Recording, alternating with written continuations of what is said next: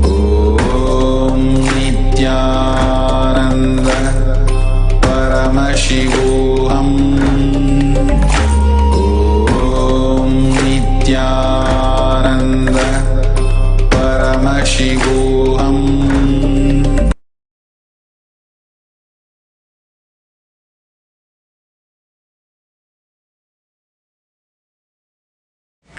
Connecting with the divine with your eyes closed is meditation. Connecting with the divine with your eyes open is darshan. Come, let us all now move from meditation to darshan. Slowly, very slowly, please open your eyes.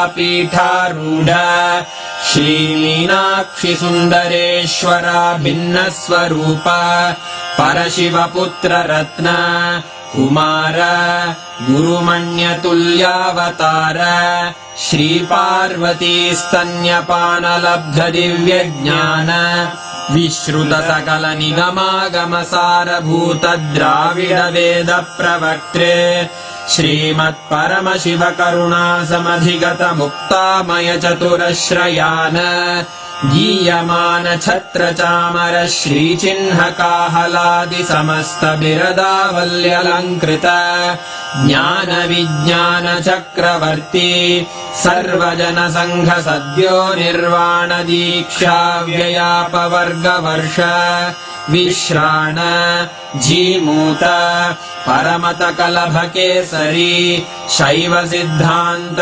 स्थापनाचार्य श्रीराजाधिराज Pandya महाराज गुरु क्षपण शाक्यादि महान्धकार निवारण ज्ञान भानु वीक्षणानर्हार्ह ध्वजोच्छेदन पूर्वक श्रीमद्वृषभध्वज स्थापक शैव समय कर्त्रे सर्वज्ञ पीठारूढ़ श्री जगद्गुरु श्री ज्ञान संबंध देशिक स्वामी वागीश सुंदर माणिक्य वाचक स्वामिनां अवतार भूत श्री ज्ञान संबंध स्वामी पुनरुद्धृत श्यामला पीठ सर्वज्ञ पीठ त्रिनवत्युत्तर द्विशततम गुरु महासन्निधान अरुणगिरि योगीश्वर परंपरागत अरुणाचल सर्वज्ञ पीठ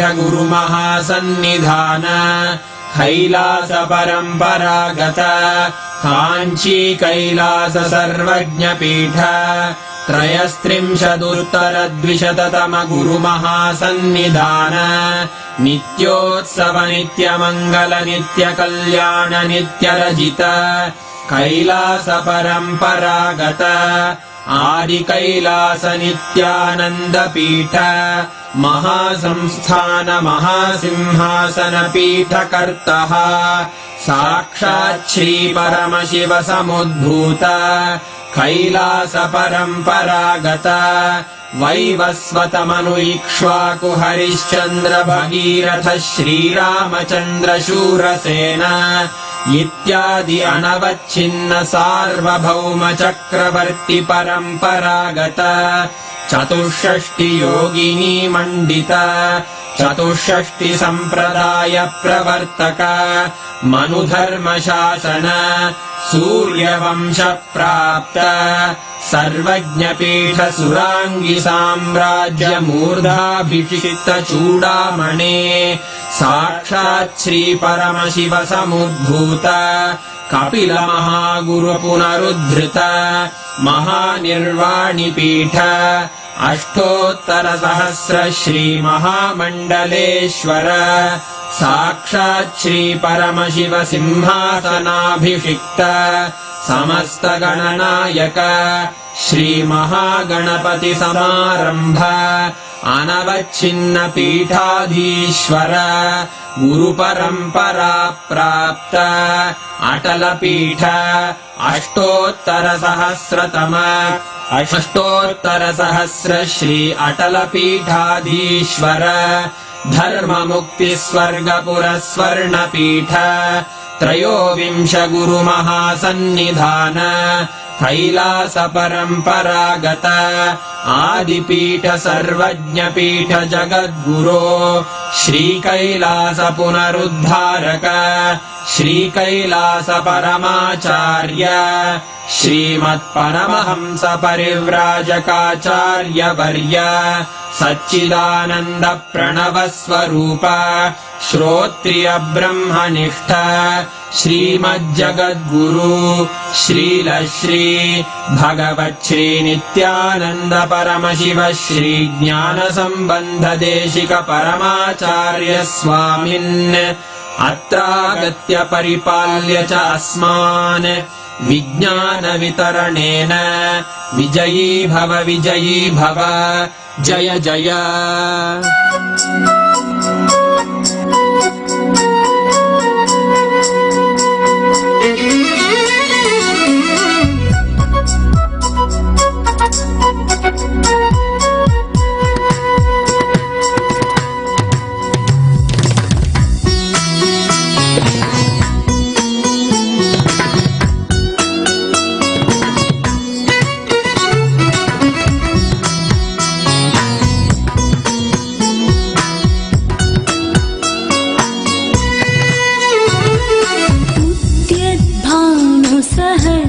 कोटिनिलयां केयूरहारोज्ज्वलां बिम्बोष्टिं स्मितदन्तपङ्क्तिरुचिरां पीताम्बरालङ्कृताम् उद्यद्भानुसहस्रकोटिनिलयां केयूरहारोज्ज्वलां बिम्बोष्टिं स्मितदन्तपङ्क्तिरुचिरां वेदाम्बरालङ्कृताम् विष्णु ब्रह्म सुरेन्द्र सेवितपदां तत्त्वस्वरूपां शिवां मीनाक्षीं प्रणतोऽस्मि सन्ततमहं कारुण्यवाराणिधिं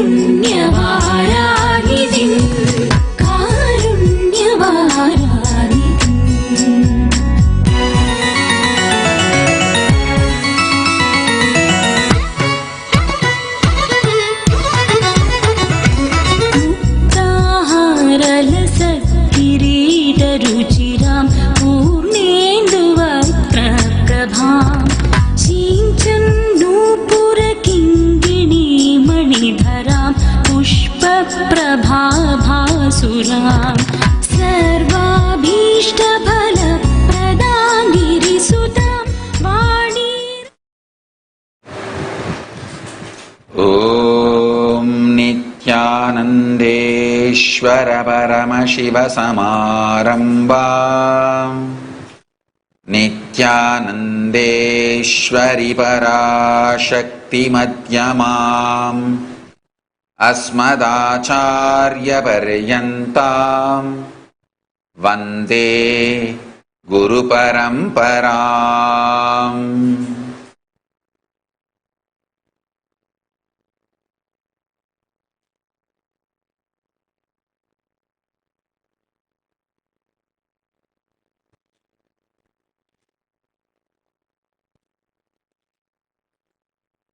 I welcome all the living and practicing Hindus all over the world.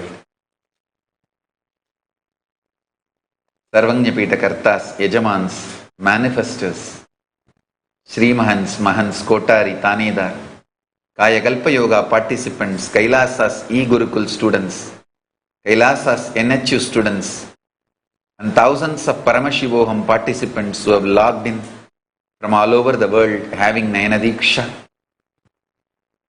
I welcome all living and practicing Hindus all over the world and all those watching us live on Kailasa TV, Kailasas NTV, Kailasas Hinduism Now TV, Kailasas Enlighten app, Kailasas Nayanadiksha and other social media platforms such as YouTube Live, Facebook Live and Twitter. I welcome all of you with my love and blessings. Today, fourth day of the Chittirai Brahmotsavam celebration in Adi Kailasa, Nithyananda Peetham. Today is also one of the important happening for Kailasa. Today, the 292nd Guru Mahasannidhanam did all the preliminary rituals needed for coronating me as 293rd Guru Mahasannidhanam of Shyamalapita Sarvanya Peetham. Coronation happened on 5th day of the Brahmotsavam. The preliminary rituals were done on 4th day today. So we are almost like 8 years, 8th year anniversary. 2012 it happened and 8 years completed, 9th year entering. Today, Nithyanandeshwari Parashakti Meenakshi is gracing in Sarva Alankara, adorned with Amlana Mala, and in the Swarna Shipika, and Nithyanandeshwara Paramashiva, Somasundareshwara, along with Parashakti, is gracing in Sarva Alankara, seated on Swarna Rishabha Vahanam. Let's now offer our worship to them. Today is also Sri Shankaracharya, Adi Shankaracharya Jayanti, who revived Shyamalapita Sarvanya Peetham. Shyamalapita Sarvanya Peetham was revived multiple times. So Adi Shankaracharya also one of the reviver. 117th Guru Mahasannidhanam in Shyamalapita Sarvanya Peetha Guru Parampara is Shanmadattavana Tesigar. With that title, Adi Shankaracharya himself ascended there, Shyamalapita Sarvanya Peetham in Madurai, and revived it. And also Sri Ramanujacharya Jayanti. We will be celebrating all these utsavas today. Let's offer our worship.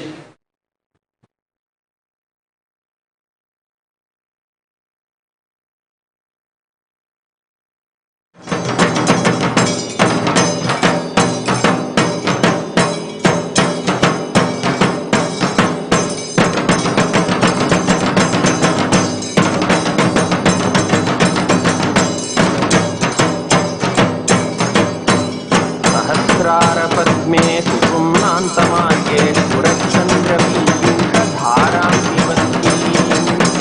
सदा श्रावयन्ती भामूर्तिमम्बां परञ्ज्योतिरूपां भजे।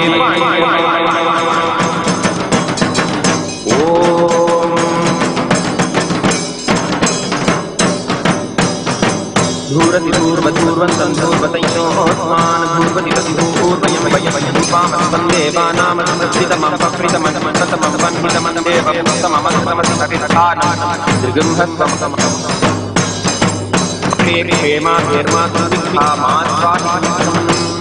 ओम श्री नित्यानंदेश्वरी पराशक्ति मीनाक्षी महाधूपमाघ्रापयामि। ओम प्रजातवेदो पठन् निदृतिं ममापतिष्ठमख्यमापहजीवनशोदिश मानोऽस्मि जातवेदो गामश्वं जगत् अभिभ्रदगणागनिकया मां परिपालय। ओम श्री नित्यानंदेश्वरी पराशक्ति मीनाक्षी महाएकहारं संदर्शयामि। ओम अमृते अमृतोऽमृते अमृतवर्षिणि अमृतं श्रावय श्रावय स्वाहा। ओम श्री नित्यानंदेश्वरी पराशक्ति मीनाक्षी नमः। नानाविधानि नैवेद्यानि निवेदयामि।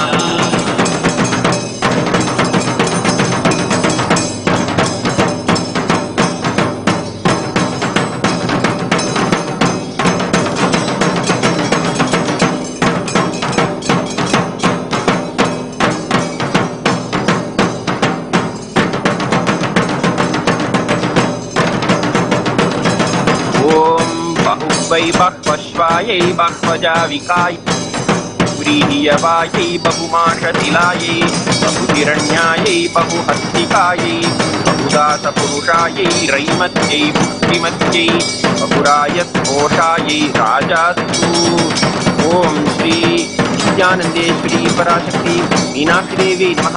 सर्वदेव देवी स्वरूपाय भगवते श्री नित्यानंद परमशिवाय नमः। सर्वोपचार पूजार्थे सर्वापराध क्षमापणार्थे समस्त मंगल प्राप्त्यर्थे मंगल नीराजनं संदर्शयामि कक्षां धारयामि।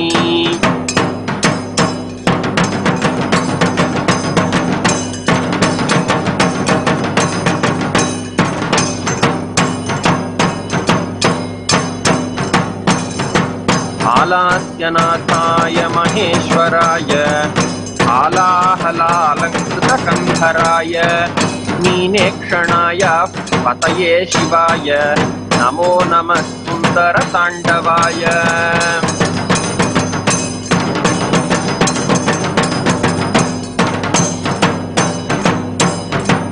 ओम धूर्वधूर्वधूर्वन्तं धूर्वतयोऽस्मान् धूर्वतितं धूर्वयं वयं धूर्वामस्तं देवानामतिस्थितमं पप्रितमं जुष्टतमं वह्नितमं देवभूतममसृतमति हविद्धानन्त्रियं हस्त माह्वार्मित्रस्य त्वाचक्रा प्रेक्षेमाभिर्मा संवित्था माध्वाहि कृष्णम्।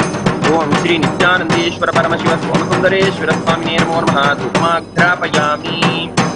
ओम उद्दीप्यस्वजातवेदोपघ्नन् निरृतिं मम पशुपुष्टमह्यमावह जीवनं च दिशो दिश मानो हि गुन्ति जातवेदो कामश्वं पुरुषं जगत् अभिभ्रदग्नागहि श्रियामा परिपातय।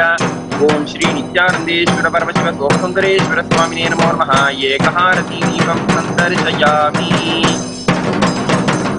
ओम मधुवातारतायते मधुक्षरन्ति सिन्धवः माध्वीर्नः सन्तोषतीः मधुनक्तमुतोषति मधुमत्पार्थिवसंव्रजः मधुद्यौरस्तुनः पिता मधुमान्नो वनस्पतिर्मधुमागम् अस्तु सूर्यः माध्वीर्गावो भवन्तु नः मधु मधु मधु। ओम श्री नित्यानंदेश्वर परमशिव सोमसुन्दरेश्वर स्वामिने नमो नमः। नानाविधानि नैवेद्यानि निवेदयामि।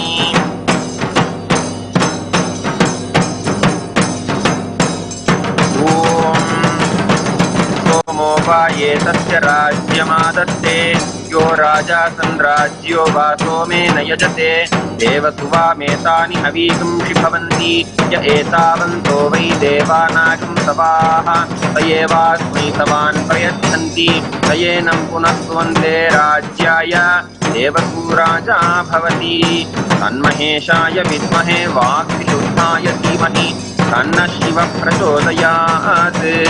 ओम श्री नित्यानंदेश्वर परमशिव सोमसुन्दरेश्वर स्वामिने नमो नमः। सर्वदेव देवी स्वरूपाय भगवते श्री नित्यानंद परमशिवाय नमः। सर्वोपचार पूजार्थे सर्वापराध क्षमापणार्थे समस्त मंगल प्राप्त्यर्थे महामंगल नीराजनं संदर्शयामि रक्षां धारयामि।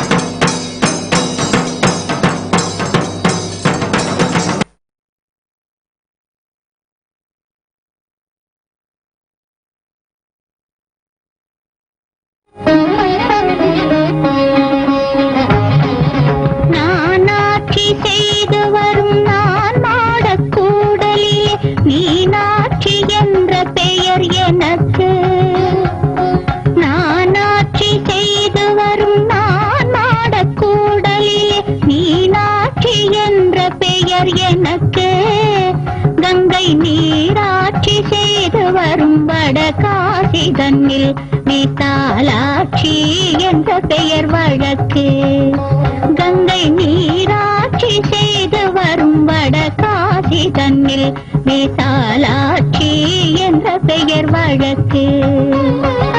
கோனாட்சி பல்லவர் தம் குளிர்சாலை காஞ்சி தன்னில் காமாட்சி என்ற பெயர் எனக்கு. கோனாட்சி பல்லவர் தம் குளிர்சாலை காஞ்சி தன்னில் காமாட்சி என்ற பெயர் எனக்கு. கொடும் கோலாட்சி தன்னை எதிர்க்கும் மாரியம்மன் என்ற பெயர் கொண்டபடி காட்சி தந்தேன் உனக்கு. கொடும் கோலாட்சி தன்னை எதிர்க்கும் மாரியம்மன் என்ற பெயர் கொண்டபடி காட்சி தந்தேன் உனக்கு.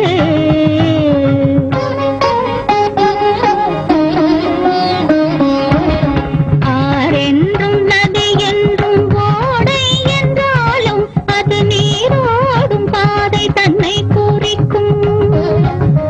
ஆரென்றும் நதி என்றும் ஓடை என்றாலும் அது நீரோடும் பாதை தன்னை குறிக்கும். நிற்கும் ஊர் மாறி பேர் மாறி கருமாறி உருமாறி ஒன்றே ஓம் சக்தி என உரைக்கும். நிற்கும் ஊர் மாறி பேர் மாறி கருமாறி உருமாறி ஒன்றே ஓம் சக்தி என உரைக்கும்.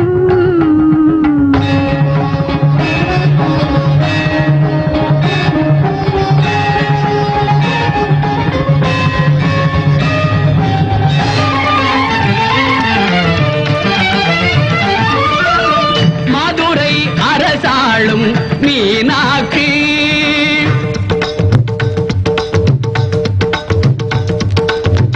மாநகர் காஞ்சியிலே காமாட்சி. மதுரை அரசாளும் மீனாட்சி, மாநகர் காஞ்சியிலே காமாட்சி. மதுரை அரசாளும் Meenakshi.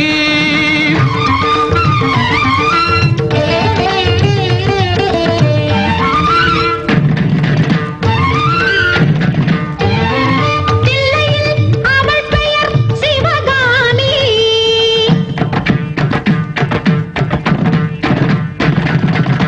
திருக்கடவூரினிலே Abirami.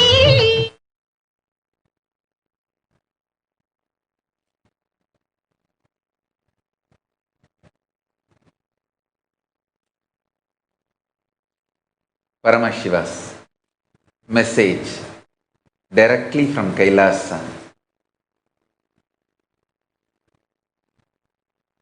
Stop the Hindu Holocaust.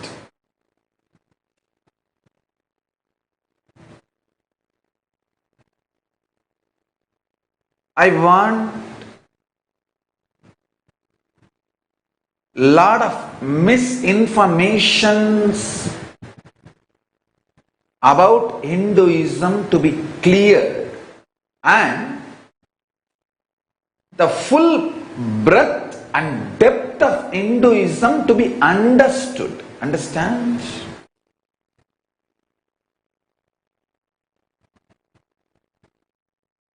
People understand only one or two components of Hinduism as Hinduism. Like, for example, some people understand only the lifestyle, charyapada. Like, if you are non-violent and truthful, all the principally lifestyle of Hinduism, vegetarian, yoga.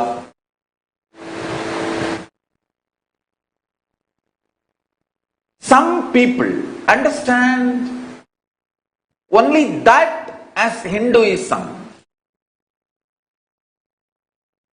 There are some not only think only lifestyle charyapadam is Hinduism, they feel everything else is not Hinduism. That is where the whole problem starts. Understand?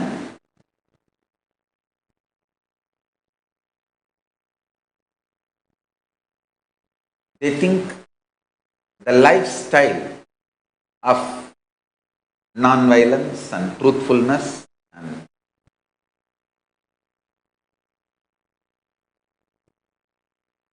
the charyapada aspect, vegetarian food and just yoga, that much is enough. That's all is Hinduism. We need to know Hinduism is a great spiritual science.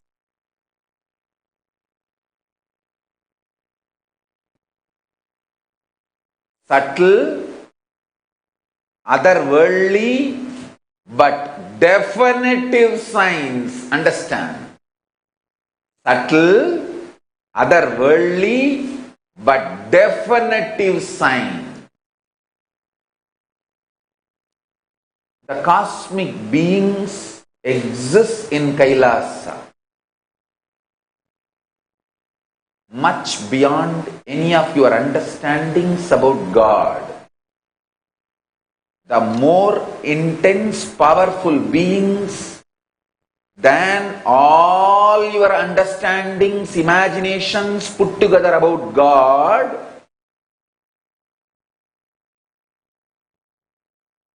infinite number of beings, more powerful than any idea you have about God, exists in Kailasa, higher place. And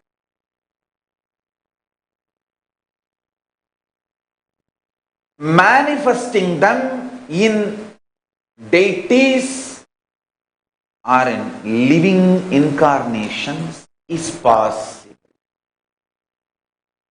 Hinduism has mastered the science. There are some great spiritual sciences unique to Hinduism.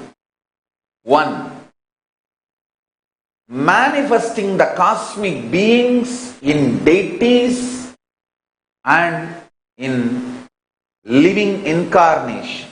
Manifesting the cosmic beings in Archavatara, deities, in Nijavatara, living incarnations is possible.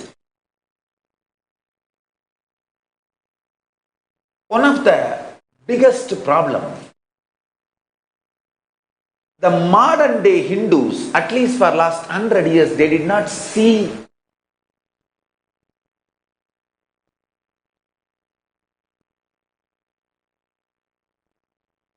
this manifestation in Nijavatara in large scale. Ramakrishna did it. Tapovanam, Tirukovilur, Jnananandagiri Swami did it.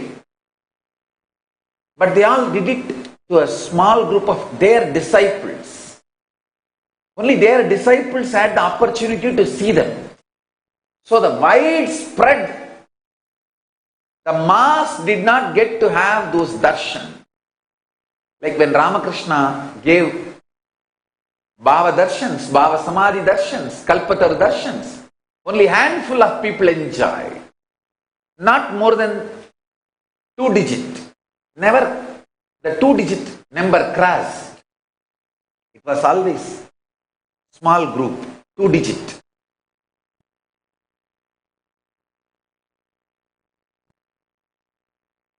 So unfortunately, Hindus forgot this is the science from Hinduism.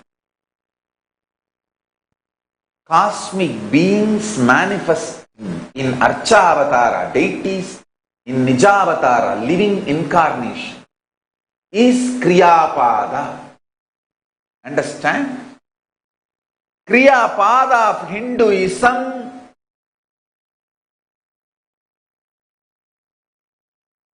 need to be understood. Unfortunately, Hindus need to understand that. Unfortunately, Hindus have forgotten us or started denying. I can say one chunk of Hindus agree. The cosmic beings can be manifested in Archavatara, deities. But they are not ready to understand or accept The cosmic beings can be manifested in Nijavatara, living incarnation. That is where a lot of conflict starts happening. But the Vedas and Agamas, Kriyapada of Vedas and Agamas elaborately explain the whole science of making the cosmic beings manifest in Archavatara, deities, and Nijavatara, living incarnations, both.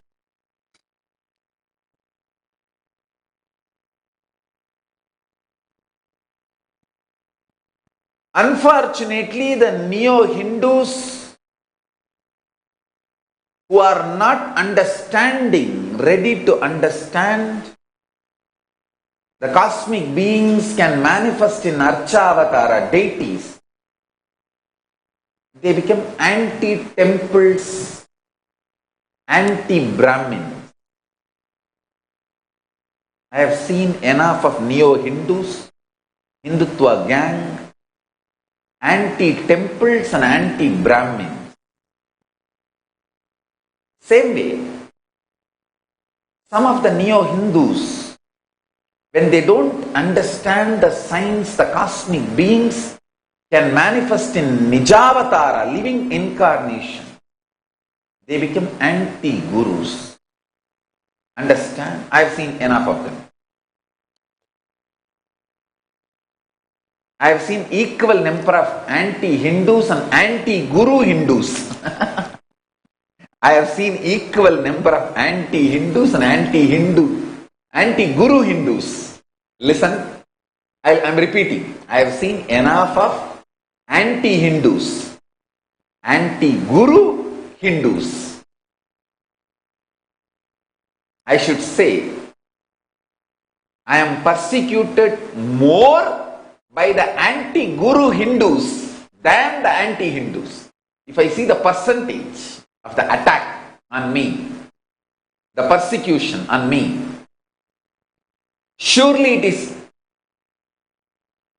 anti-guru Hindus doing more than the anti-Hindus itself.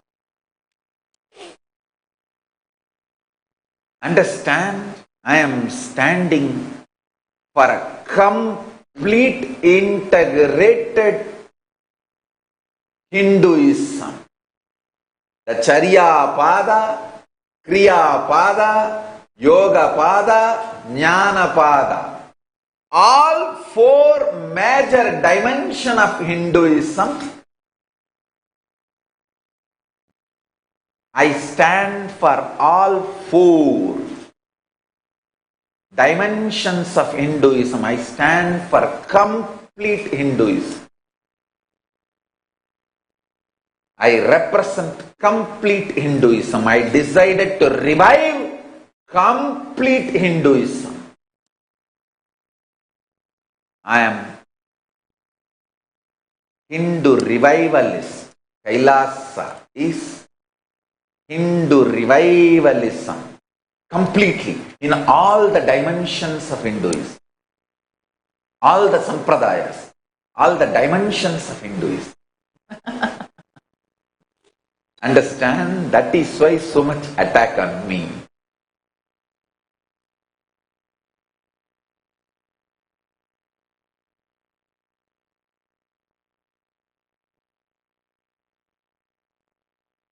Many times I have seen these trolls, abusers, not only anti-Hindus, anti-guru Hindus, both gang, abusing my Bhava darshans, Bhava Samadhi darshans, left, right, center. Whether Kalabhairava Bhava Samadhi darshan or Paramashiva Bhava Samadhi darshan, Bhava Samadhi darshans abusing left and right, every possible way. Making fun of the jewelries I am wearing or all that. They don't understand. Actually, they try to say, oh, see the luxurious life he is living and see the amount of gold he is wearing and all that. Hey, only 1 or 2 days it will look like a gold. First of all, I am not wearing gold. I am wearing Rudraksha. Because content is Rudraksha, cover is only gold. I am wearing Rudraksha jewelry, not gold jewelry. For you it looks like gold because you are obsessed with gold. I am obsessed with Rudraksha, that's all. Even if you measure the weight, I am wearing more Rudraksha than the gold weight. You measure whatever I am wearing, the Rudraksha weight and gold weight, surely the Rudraksha weight is more than the gold weight. So, I am clear, I am wearing Rudraksha jewelry. So, anyhow, only first day it will feel like gold, day in and day out.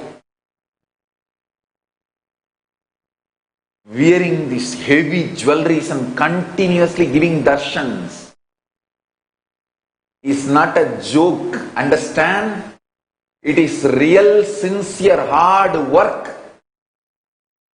This is one of my tyaga to revive Sanatana Hindu Dharma's Kriyapada aspect. The Hinduism's one of the important aspects which need to be revived is Daivam Manushya Rupena. Hindus need to be given confidence about this great truth experientially. The cosmic beings land in Archavatara deities and can manifest through Nijavatara living incarnation. To give that experience to people day in and day out,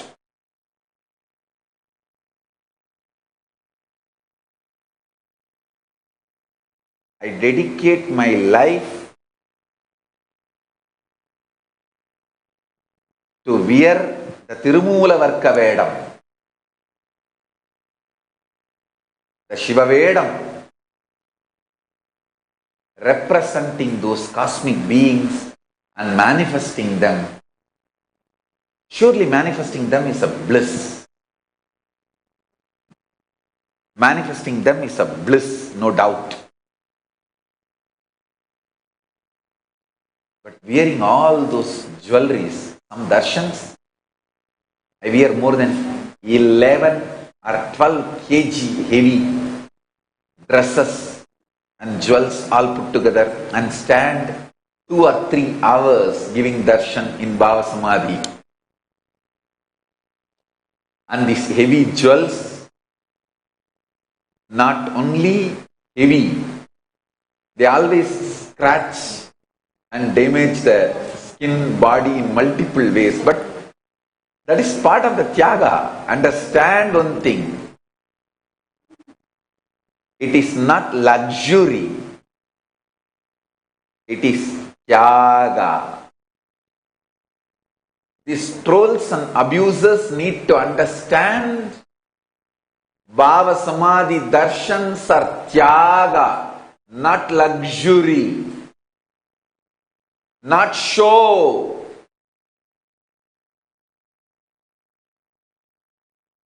It's true manifestation of cosmic beings. That is why the power manifestations happen everywhere when you are initiated, when you are having Bhava Samadhi darshans. I tell you, manifesting the cosmic beings in Archavatara deities or Nijavatara living incarnations is the definitive signs.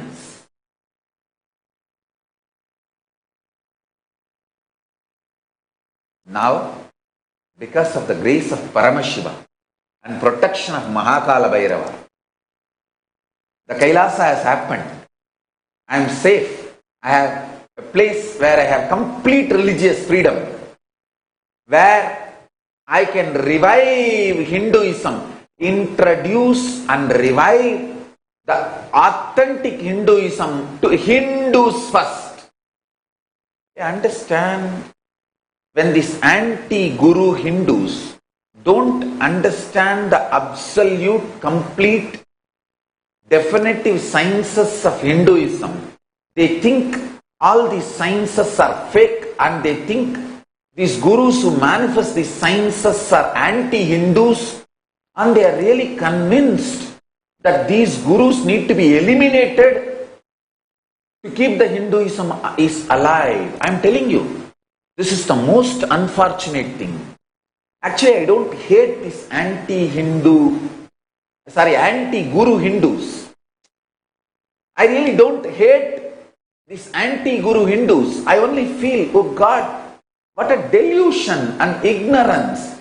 The ignorance clubbed with arrogance and sometimes political power, media power, money power.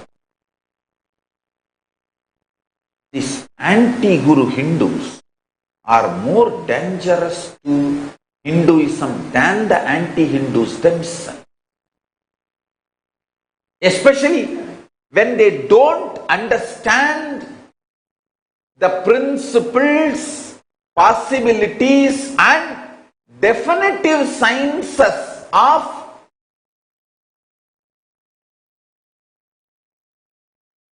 Hinduism. Especially this charyapada principles. I tell you,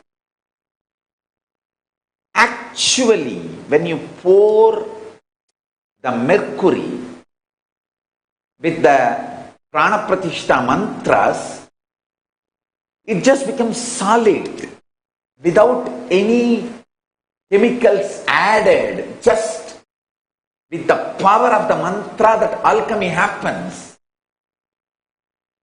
I have proved it multiple times. In an organic, natural way, just by the power, the molecules of the mercury can be dismantled and assembled back as solid.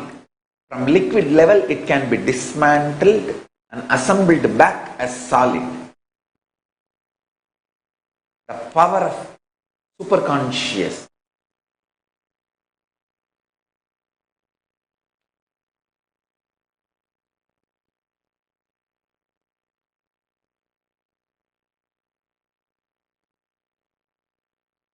Unfortunately, because this was not demonstrated or reproduced in large scale last few hundred years,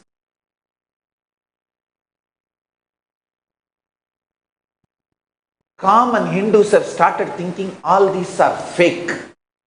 Anti-Hindus started developing this narrative, all these are false superstitions, lies, cheating, charlatan, black magic, all those abusive words are thrown, and the anti-Hindu narratives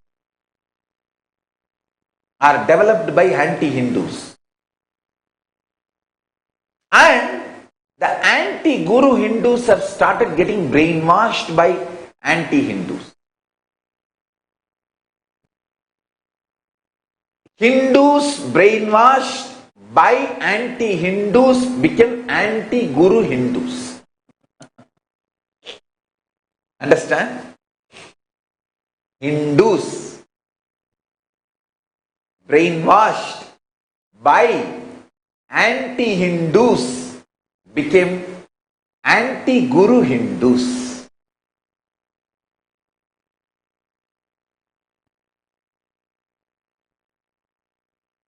The next major misinformation campaign run on Hinduism, and Hindus themselves get brainwashed, is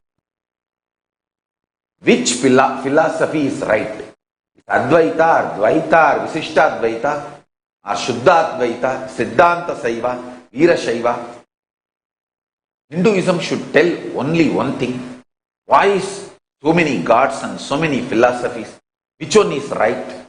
See other religions, one book, one God, one philosophy. Hinduism is too confusing. Hey, listen. First of all, I want Hindus to understand. Please understand.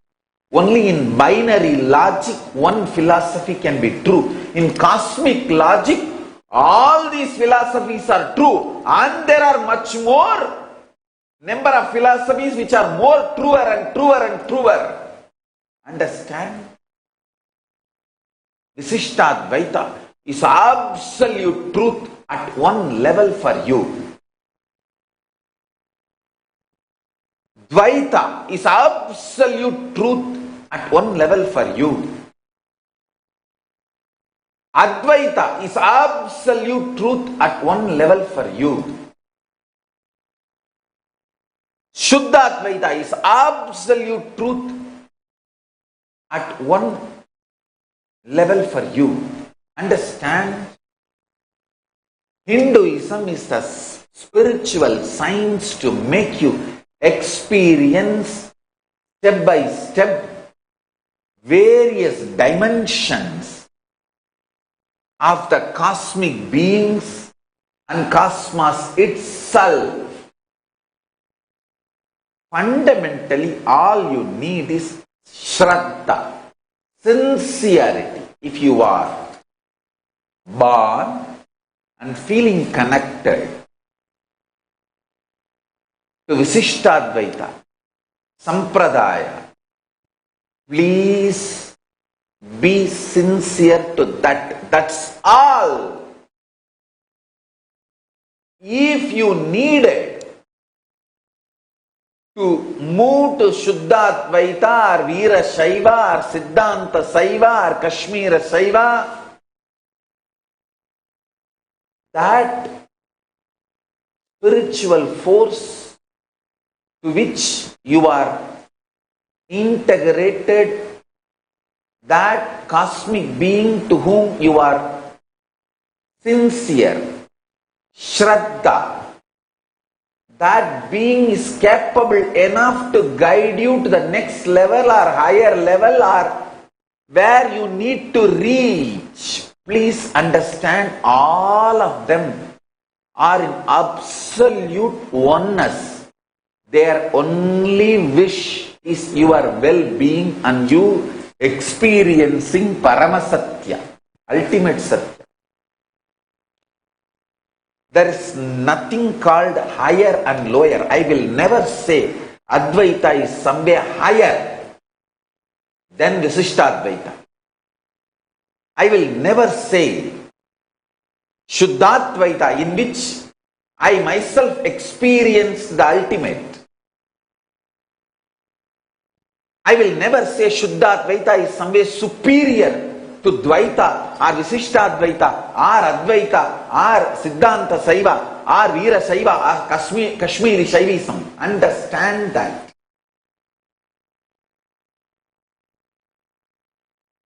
Sincerity to the Sampradaya you are born or you are feeling connected is the essence of Hinduism. Sincerity.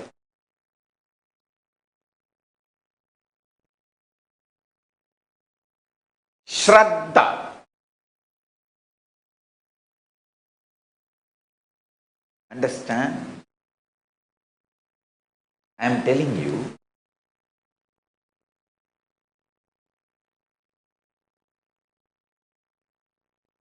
if you are born in Advaita family, but you suddenly feel deeply connected to Dvaita Siddhanta, nothing is wrong.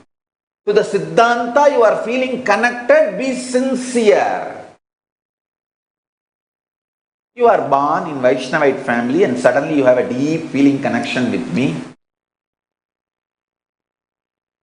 I am sitting with all the full Shaiva symbols and lifestyle and philosophy. Nothing is wrong. Be sincere to your feeling connection.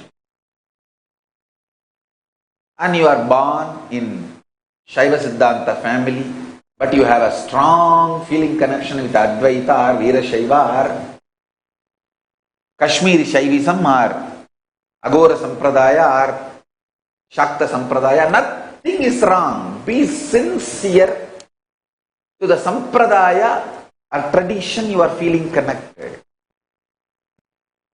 Nothing nothing is wrong.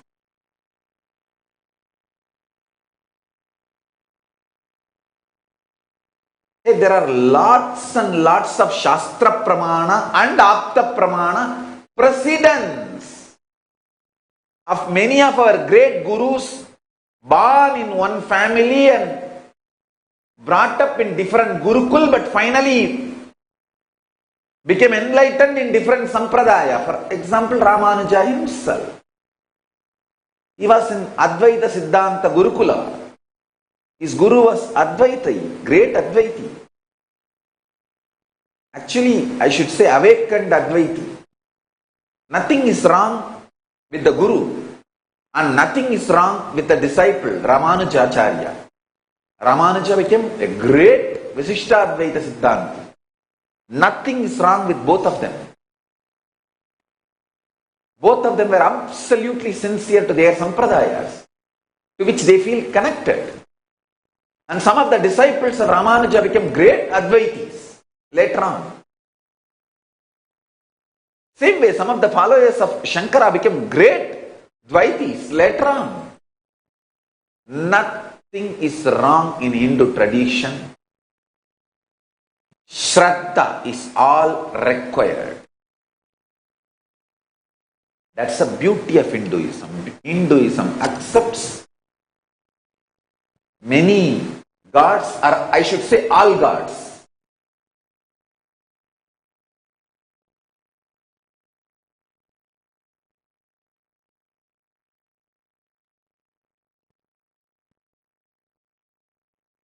I always tell this one story. In one book fair, Ramakrishna Mission bookstall, one volunteer was standing, managing the bookstall. One elderly, educated, pandit, scholar-looking person came, and he was seeing the books. There was a Brahmasutra Sankarabhashya English translation and Brahmasutra Ramanujabhashya English translation. One beautiful thing with Ramakrishna Mission is they have done a greatest service to Hinduism by presenting all the aspects of Hinduism. I bow down to Sri Ramakrishna for creating such an amazing ecosystem called Ramakrishna Sampradaya, where smoothly, beautifully you can enjoy Advaita, Dvaita, Visishtadvaita, Shuddhadvaita, all Hindu Sampradayas you can enjoy in Ramakrishna's ecosystem. He is real Sarvadeva Devi Swarupa. I bow down to Ramakrishna. Pranamami Muhurmuhu for giving me the taste and experience.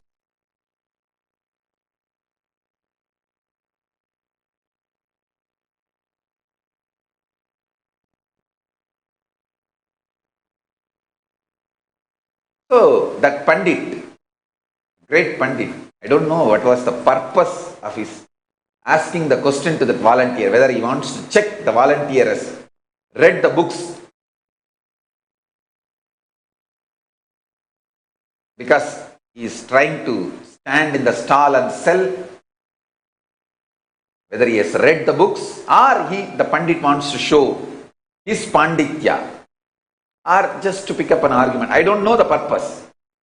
The Pandit asked, do you know what's the difference between this book and this book? Ramanujabhashya and Sankarabhashya.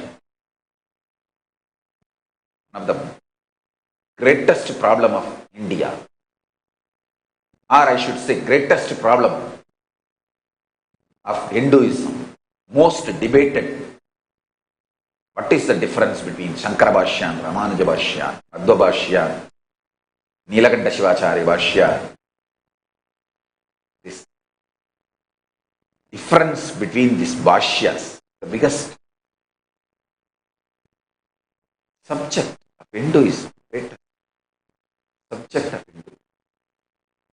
The volunteer, innocent person, very just a person doing seva, not much Panditya or doesn't know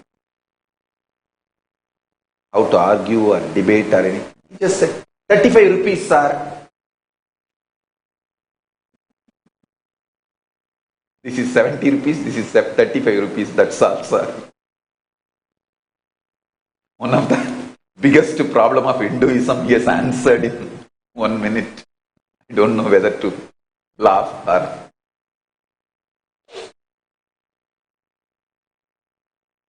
I tell you, Shraddha, sincerity to the Sampradaya, you are feeling connected. For example, you strongly feel connected to Dvaita and Udupi Sri Krishna, and you are all the time in the Bhava Samadhi of Udupi Sri Krishna. If you needed to experience Shuddha Dvaita or Dvaita or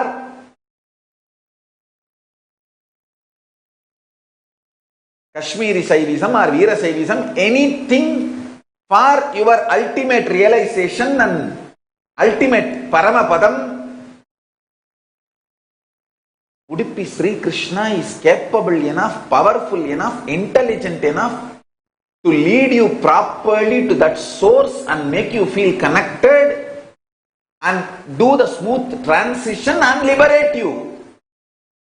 Or he can liberate you even directly without even making you go through. All you need is a Shraddha to what you are doing and to the Sampradaya you are feeling connected. That's all. Please let us stop internally weakening ourselves, destroying ourselves, abusing ourselves.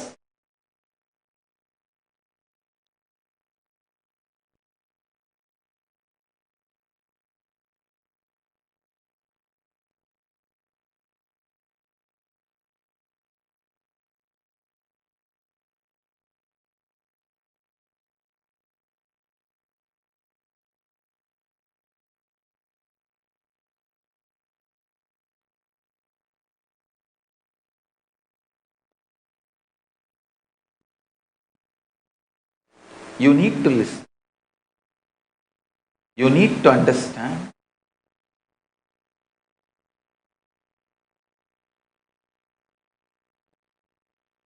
Shraddha, sincerity to the tradition you are feeling connected is all you need.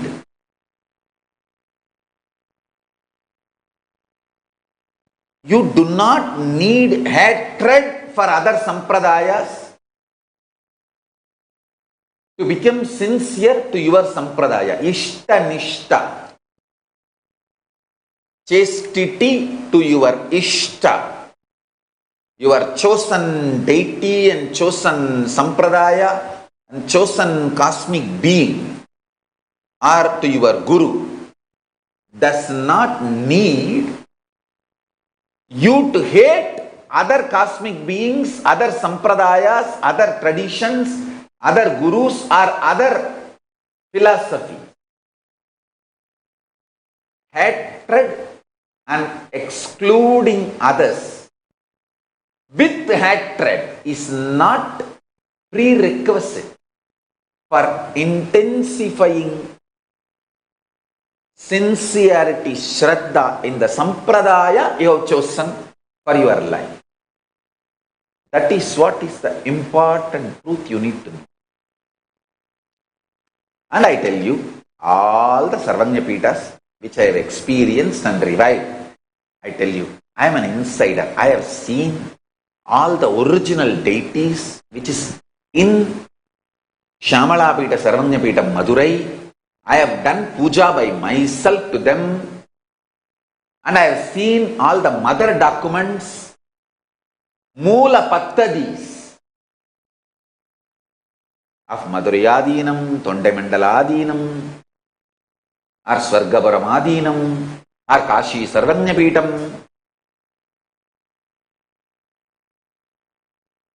Many of the Sarvanyapitas, I tell you, in all Sarvanyapitas, all Shanmata Sampradayas are worshipped. There is a beautiful Venkateshwara, Vishnu deity in Shyamalapeta Sarvanyapeta, Madurai Adinam. Unfortunately, the worship is not happening. They have kept it inside. I don't know during which Sannidhanam Sampradayam or time the deity was moved inside and secretly kept inside under lock and key. It's beautiful main deity of Venkateshwara. And the Pattadi, Somasambhu Pattadi, clearly describes Vishnu worship. Need to be done as part of everyday Parartha Puja.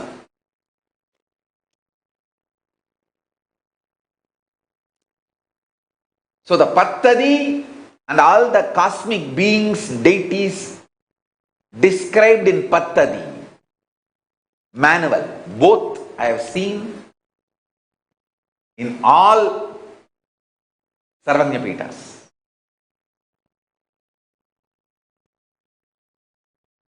Unfortunately, some people try to exclude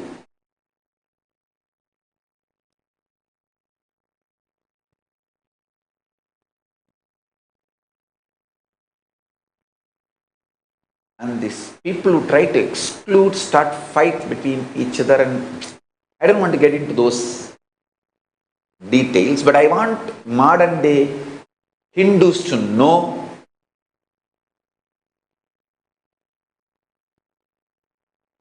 the real authentic Hinduism insists on sincerity to the sampradaya you are born or intensely feeling connected.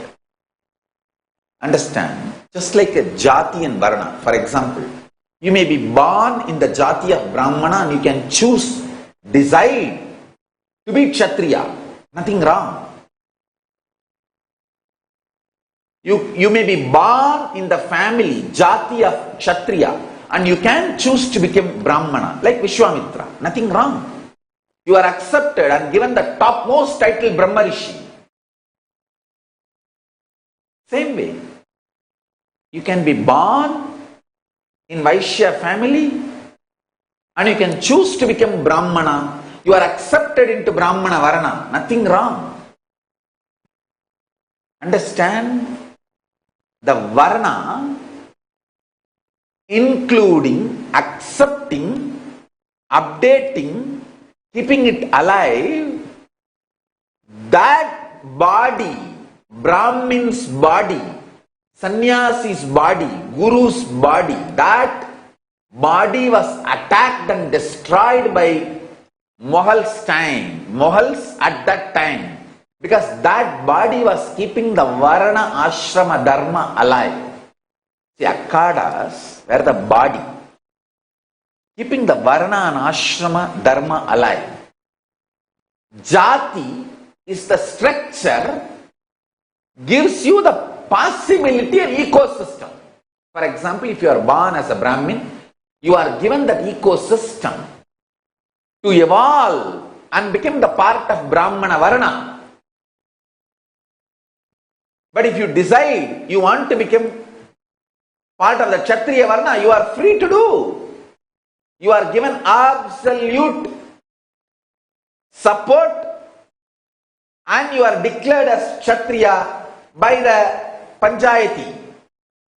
See, each village used to have the Panchayat. That is why it is called Panchayati Akkadas. The Panch Parameshwar, the 5 experts in that field, each field, will sit together. Either expert in a Brahmana, or Vaishya, or Kshatriya, or Shudra, any field, 5 experts should sit. They are called Panchayati. And that Panchayati, they are called Pancha Parameshwars. That Panchayati declares somebody entering into Brahmana Varana, or Kshatriya Varana, or Shudra Varana, or Vaishya Varana. Mostly the jati, same person, gets into same varana. but not compulsorily. This beautiful structure was destroyed by Mughals during the Mughal invasion and twisted and distorted by British, saying that only by birth Varna exists, Jati and Varna is same. That is the biggest crime done by British, destroying our civilization. Understand? Usually, the Jati person gets into the same Varna, but not compulsorily. And one more thing, Varna is only 4. Varna is only 4. Jati is more than 30,000. That itself should make you understand. Varna is different and Jati is different. Jati is 30,000. Varna is only 4. And the beauty is, if you do not want to fit into any of these Varna or Jati, you are free to declare yourself as Adhyashrami, Paramahamsa, and live the life out of the grid.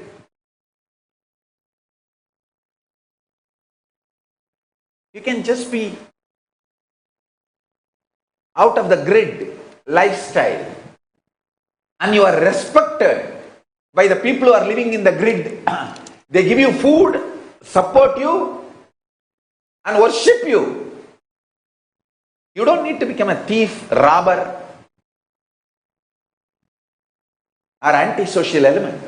You can be beyond society, above social element. That's the beauty of the Hindu society.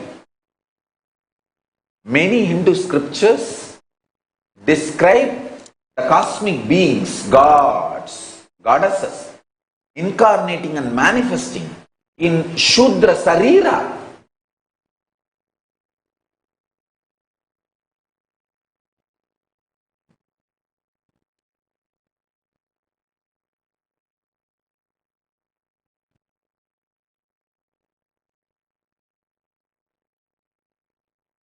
I can give you tons of reference. Shudras by Jati became Brahmana by Varna. Valmiki, Vasishta.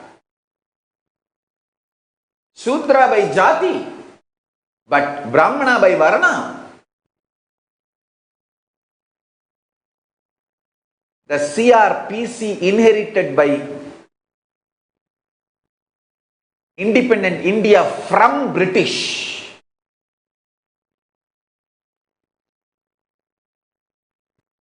does not give you the knowledge. I tell you, first of all,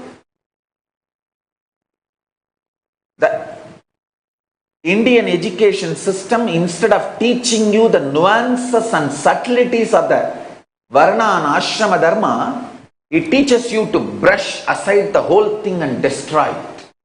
Even the modern day neo-Hindus, many Hindus feel ashamed about the Varnashrama Dharma. They understand that is the most beautiful social structure, most stable social structure. I will set up a successful model of Hindu original Varnashrama Dharma as per Manu, and then talk to you guys. Hey, if we are still alive, if we are having the pride of oldest living civilization, it is because of Varnashrama Dharma.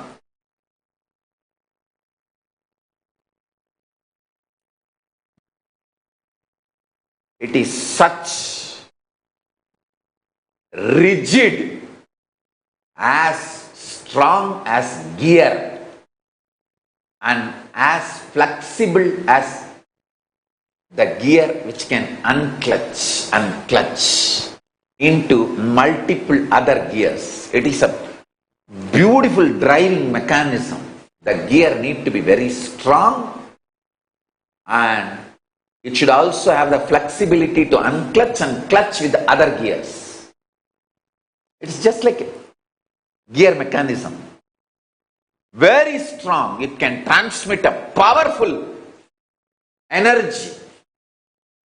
And it can just like that unclutch from that gear and clutch with another gear.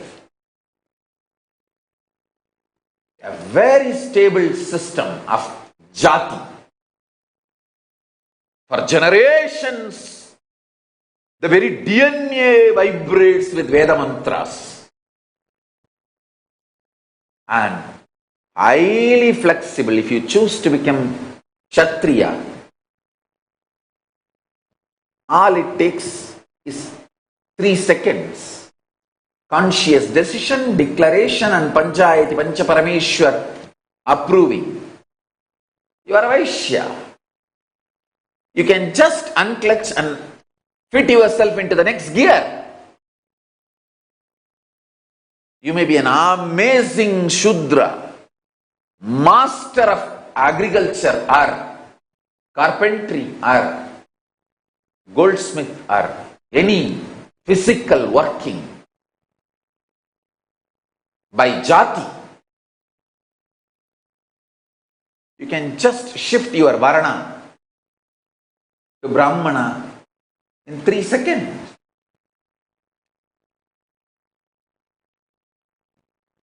Understand? There are tons of evidence. Shudras moving to Brahmana Varana. Shudra by jati moves to Brahmana by Varana. Brahmana by jati moves even to Shudra by Varana.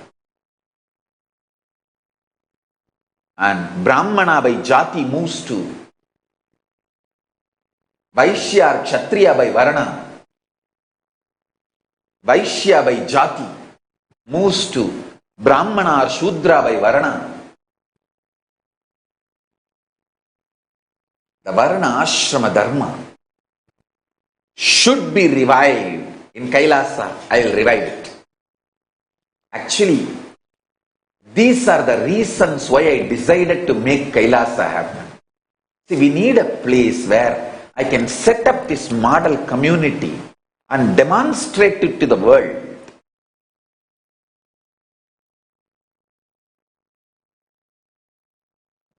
I want my kids to understand jati and varna is not wrong. I want my kids to understand untouchability is not wrong. Hey, what are you doing now in Corona's time? Social distancing.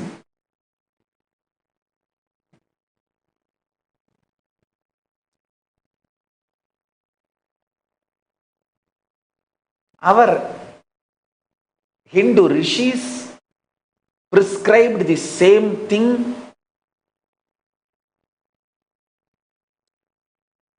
only for health purpose. Understand?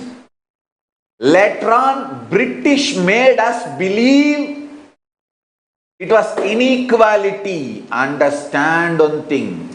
Rama, the great Kshatriya Mahaburusha, hugs Guha, supposed to be Shudra.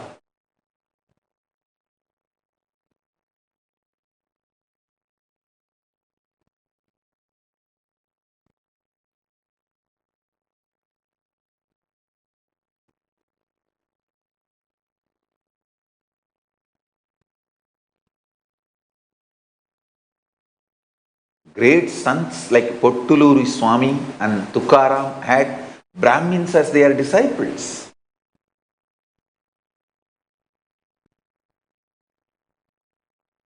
Meigandar from Saivavelalar community had his chief disciple Adishaiva Shivacharya, Arunandi Shivam.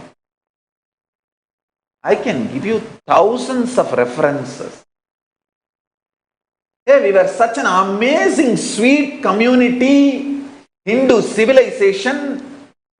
is the most just, honest, best possible equality society. You Hindus are brainwashed by the anti-Hindus.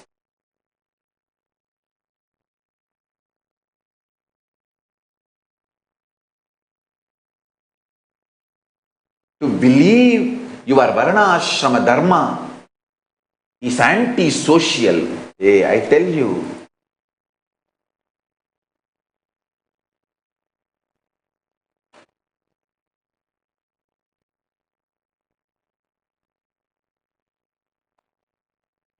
the most beautiful, the gear mechanism of Varna Jati system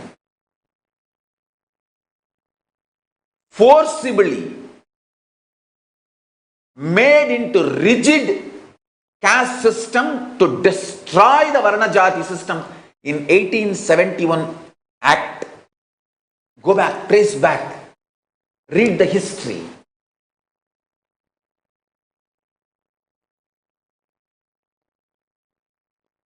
It's a cunning strategy of the anti-Hindus to break our society. As I told you, these 4 pillars of Hinduism: Gurukul, Guru Sampradaya, and the benevolent, autocratic leader-led democracy. That was the Hindu political system. Third, the Varnashrama Dharma. Fourth, a strong, beautiful joint family system.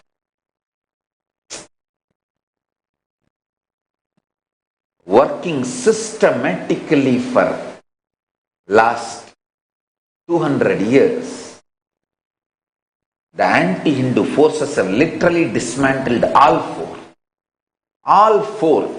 This generation Hindus do not even know the original Gurukul system, where the students used to manifest powers, where the Brahmastra can be taught just by the initiation of the mantra. Once you know the mantra, you just pick up the dhruva grass and utter the mantra and blow. That dhruva grass goes as Brahmastra. Nuclear weapon. The modern day Hindus think it's all mythology or superstition or poetry or symbolic representation. Hey, it is a fact.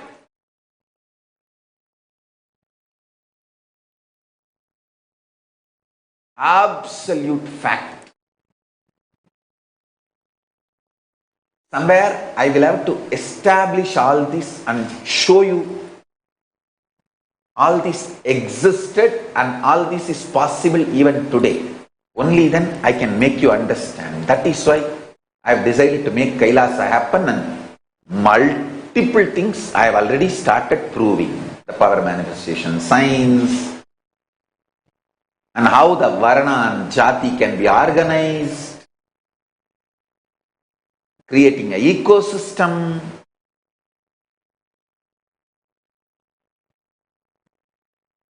how the ecosystem, for example, when 10 kids manifest powers and 10 more kids are added to the team, you don't even need to spend time on separately initiating them all into each power. Just along with the team, the ecosystem supports them and they start manifesting all the powers. The power of Sangha and ecosystem.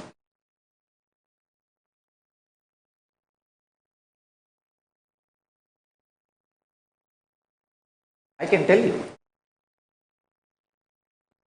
this is possible, that Tilagavati Ammayar, her power and feeling connection with Paramashiva, she just gives vibhuti, sacred ash to Tirunavukarasar, who was actually converted into Jainism. Just by that sacred ash, not only he gets healed of his stomach pain, his whole heart experiences a feeling connection with Paramashiva. And he comes back to the Shaivite tradition.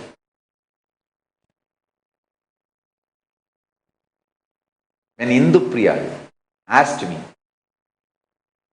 blessings that she wants to become Kailasavasi and she is going to talk to her brother to become Kailasavasi, I just know she will do it because the intense feeling connection she has for me. All she need to do is just touch anyone casually and talk about me. That's it. The person will experience feeling connection with me. And I know she will do it. And she has done it. Now her brother is also coming along with her to become Kailasavasi. A sister's tapas and feeling connection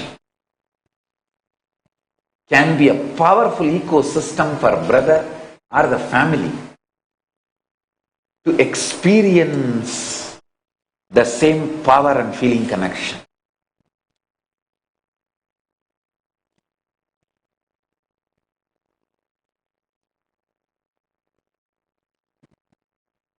All the lies you have been told that Shudras were denied education, all is absolute lie to destroy the Hindu civilization.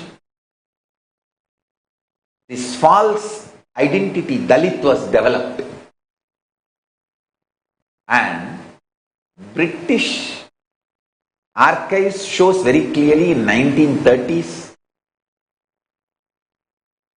75% of the students in Gurukuls, every village are Shudras by Jati.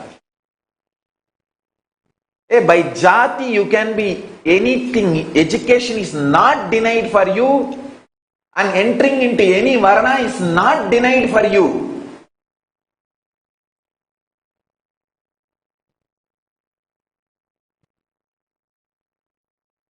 I can give you thousands of historical reference. More than that, I will establish and show you this as a living successful model.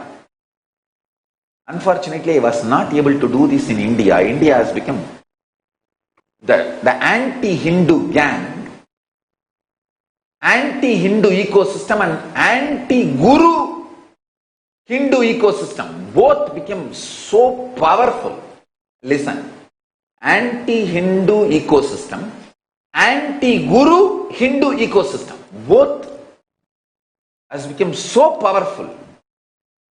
It was literally strangling me, persecuting me.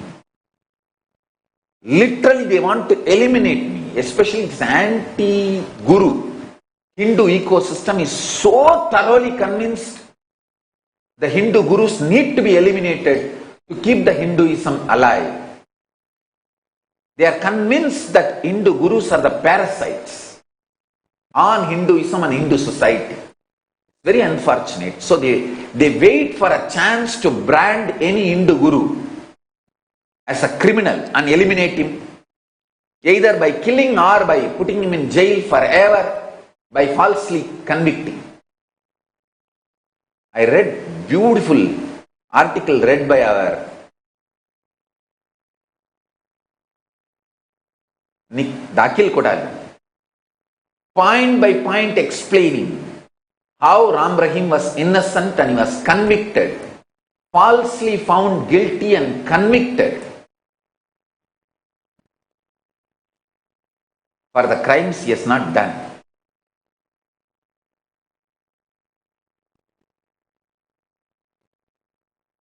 Either they do like a Palgar mob lynching. The sadhus who were killed in the Palgar mob lynching, Kalpavriksha Giri Maharaj and his assistant sadhu and his assistant driver, all three. The only crime they have done is they trusted that police will protect them. Instead of getting into their vehicle and rushing, driving away, they just trusted police will protect us. What is there? We will go to the police station and establish our identity and prove that we are neither thieves nor criminals, so we are going to be protected. That trusting that police is the biggest crime. Kalpavriksha Giri Maharaj and Sushil Giri Maharaj and his driver, all three of them did. I have done that same crime multiple times, trusting the police, that police will protect me. If you are thinking police is going to protect you, you are a fool. Because the anti-Hindu ecosystem has taken over the police department. Same way, anti-Guru Hindu ecosystem, these two ecosystems are already taken over the police department, are all departments, whether it is a entertainment cult or mass media cult or administration or legislative or politics, both the gangs have taken over. Anti-Hindu cult and anti-Guru Hindu cult, both have taken over.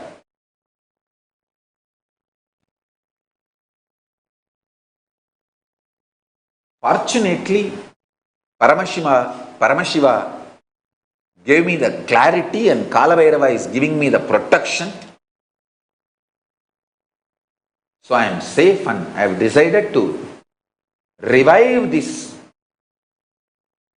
authentic original Hinduism as per the scriptures. Hey, I want to tell you, Hindus are the only civilization. Do not need to be ashamed at all about your past. Everything happened in your past, you have done best. Don't be ashamed. Nothing to be guilty of. If at all you need to be guilty or ashamed of something, whatever was falsely taught to you as a Hinduism and brainwashing done on you by the anti-Hindu cult and anti-Guru Hindu cult, you need to be ashamed of only that brainwashing and whatever you allowed to happen to you due to that brainwashing. That's all. The sati, the original sati system, the modern day Hindus do not even know. The anti-Hindu cult, how they taught and brainwashed the Hindus about the sati system, only that the modern day Hindus know. The original system of sati is an amazing spiritual science of leaving the body and taking the next body. Alright, you stopped the sati. Have you stopped the whole suicide? I want to question all the anti-Hindu elements destroyed the sati system. I am questioning them. You stopped the whole suicide? Falsely branding sati as murder or suicide. Actually, people who branded sati as murder and suicide is nothing but they want our Hindu women as sex slaves for them. Why any women want to be a sex slave for the gang of rapists and be part of their rapist orgies? Why?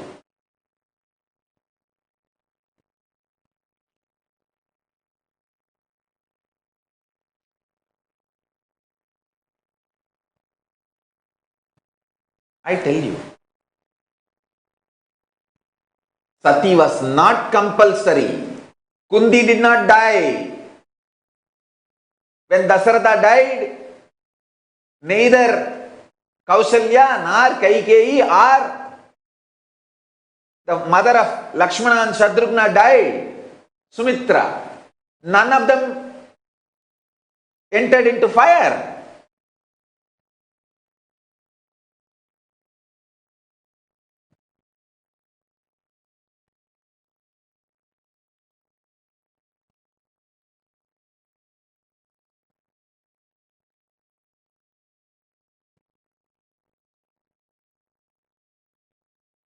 Hey, be very clear about Hindu history and Hinduism.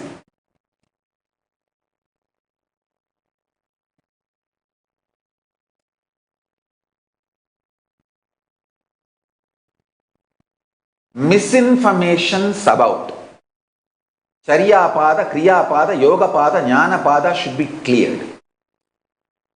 And all these 4 pillars of Hinduism, Gurukul, benevolent, autocratic, a visionary should be the leader with democracy system for mass. Certain powers should be democratic, but the vision should be in the hands of benevolent, autocratic leader. And the third, Varnashrama Dharma. Fourth, a beautiful, large, joint family. I will revive these 4 and demonstrate it to the world, the original, authentic Hinduism and the success of the Hindu lifestyle, principles, everything. How it gives superconscious breakthrough as a natural lifestyle.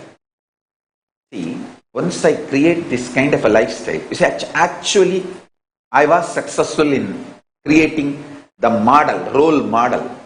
My pilot study was successful in Adi Kailash. That is why the anti-Hindu cult and anti-Guru Hindu cult was not able to tolerate. They rushed with so much of speed and ganged up together and strangulated me and persecuted me and did everything they can. But fortunately for me, Paramashiva gave me the knowledge and clarity, and Kalabhairava gave, and Kalabhairava is giving me the protection. I am safe and I have a place now where I can do the manifestation of Kailasa perfectly and demonstrate it to the world. See, once I revive this whole Kailasa civilization, just by natural living there, you will become enlightened, you will have superconscious breakthrough. Even if you visit for a few days, you will start manifesting powers. By living there, you will start getting enlightened and have a superconscious breakthrough. And I am also choosing that kind of a beautiful beings who are highly integrated and qualified to create that kind of a group energy and ecosystem. Not only conflict free, complementing each other.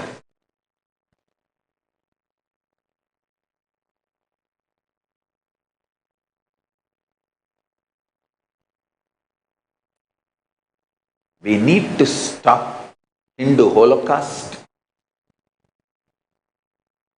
by making this anti-Guru Hindu cult to understand the importance of Hindu Gurus, to keep the Hinduism alive and bring legitimacy to every aspect of Hinduism. Hinduism cannot be kept alive just by bringing political legitimacy. We need to bring spiritual legitimacy to Hinduism by demonstrating all the power manifestation sciences and studying them scientifically, systematically, doing researches and demonstrating it to the world, documenting it.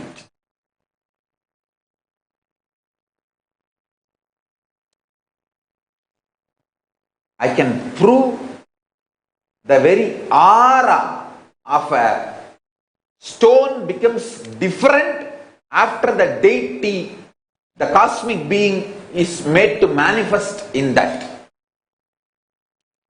Not just energy level, even the weight, the mass of the deity. If a deity, stone deity, weighs 1 ton, Once the prana pratishtha is done, the cosmic being starts manifesting in that deity. I guarantee the weight will be more than 1 ton. We need to study, document all this scientifically and demonstrate it. I am going to do it and I will do it. Already I have done this through power manifestation science. Now I will do it more systematically. Like this, each level, same way. When I am just living in my Sagaja Samadhi, my physical body weight is different. When I am in Bhava Samadhi Darshan of Kala Bhairava or Ganapati or Shiva, the weights are different. Not just physical appearance and size, even the mass, the weight is different. I'll document all this and prove, not only for me, even for my disciples who are initiated and manifesting these powers. And I'll also prove the reproducibility of what I am demonstrating. I already have done tons of work in this line, established tons of things, and I'll establish tons more.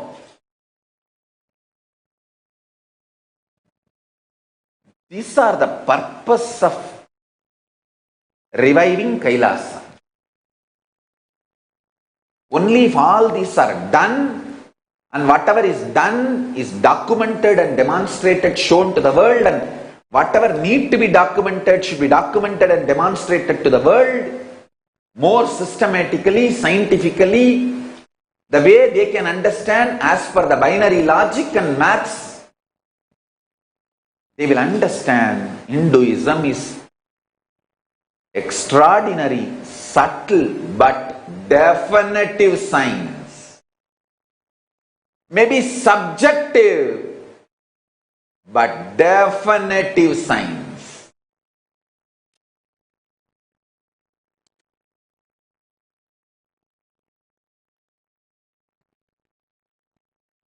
If you do the yogasanas on your own, the effect will be different. If you do the asanas along with that original mantra chanting, the effect will be higher. And if you do the same asanas along with the original mantra chanting and the mudra, the whole vinyasa krama revealed by an incarnation for the modern day human body, the effect will be something extraordinary. Hundreds of times more than ordinary yoga asana practice. All this I have already documented enough. Need to document more and display it to the world more. That's it. For all this I need a peaceful place where I can do all this research and demonstrate it to the world. That is why I created this Kailasa.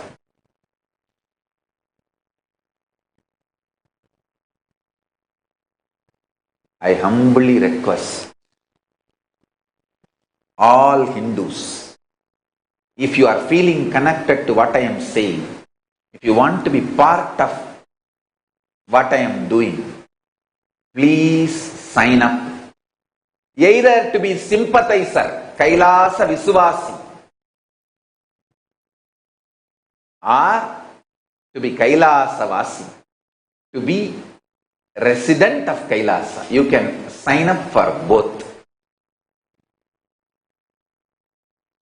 You can even sign up for e-Kailasavasi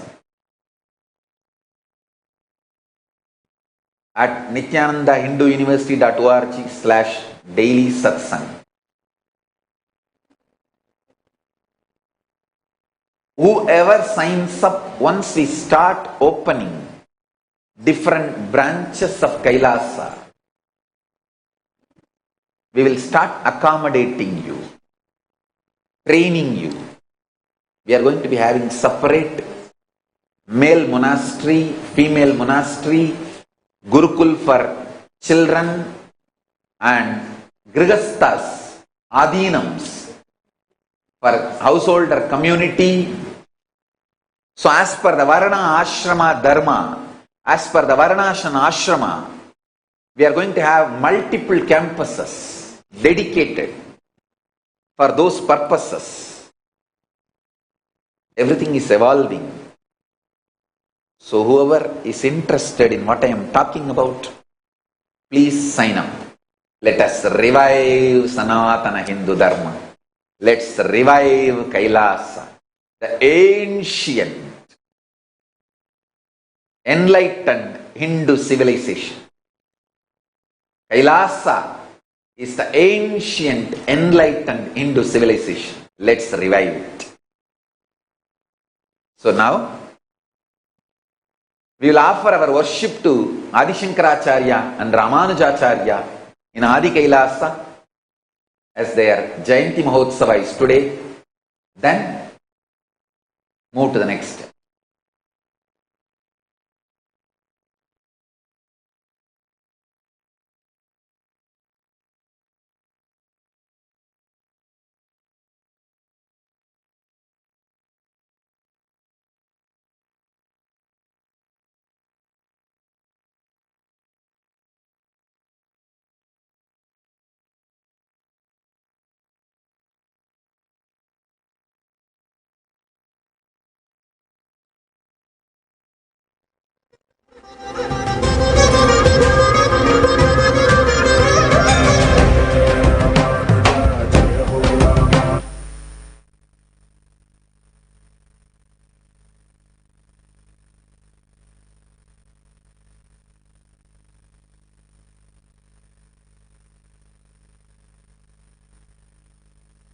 Nithyanandam.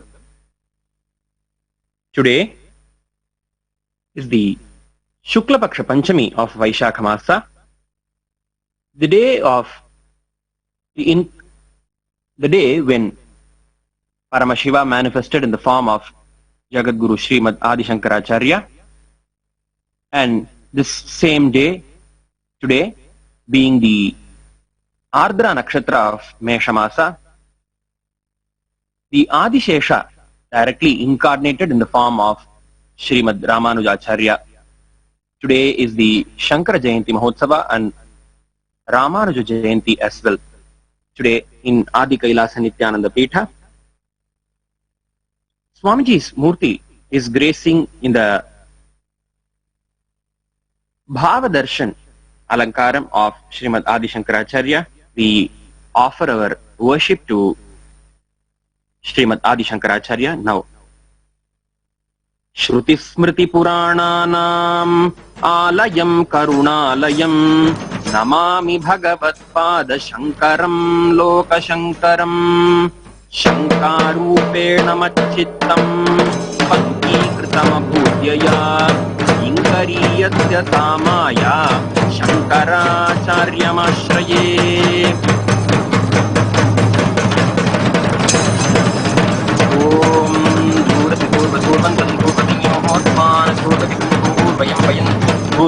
Devaanamatitasitamam papritamam juktatamam vahitamam deva bhutamam atritamam havirthanam dirgamhasvamatva armitratyatva chakra prekshema bherma samvikhamatva hiksham. Om Jagatguru Srimad Bhagavat Adi Shankara Bhagavad Padacharya Swamine Namo Namaha Sarvadeva Devi Gurupaya Bhagavate Shri Nithyananda Paramashivaya Namaha Dhupamagrapayami. Vyastajata Vedo Bhagna Nirritim Mama Pashugishtamathyama Bhajivanam Jadisho Disha Mano Higumchi Jata Vedo Gamashtam Jagat Abhibhadakanaakahi Shriyama Paripataya. Shri Jagatguru Srimad Adi Shankara Bhagavad Padacharya Swamine Namo Namaha Sarvadeva Devi Gurupaya Bhagavate Shri Nithyananda Paramashivaya Namaha Ekaharati Deepam Sandarshayami. Om Amrite Amritodbhave Amritavarshini Amritam Shravaya Shravaya Swaha. Jagatguru Srimad Adi Shankara Bhagavad Padacharya Swamine Namaha Sarvadeva Devi Gurupaya Bhagavate Shri Nithyananda Paramashivaya Namaha. Naivedyam Nivedayami.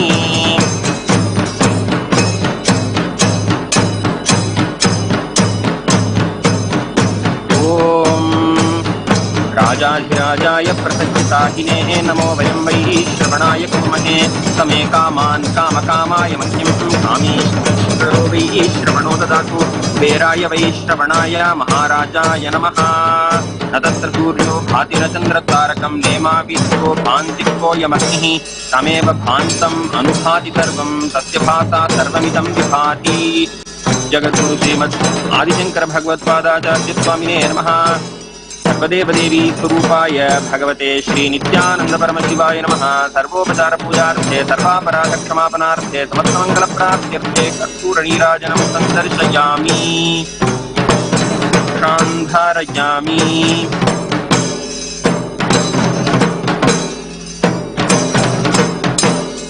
यो नित्यमच्युतपदां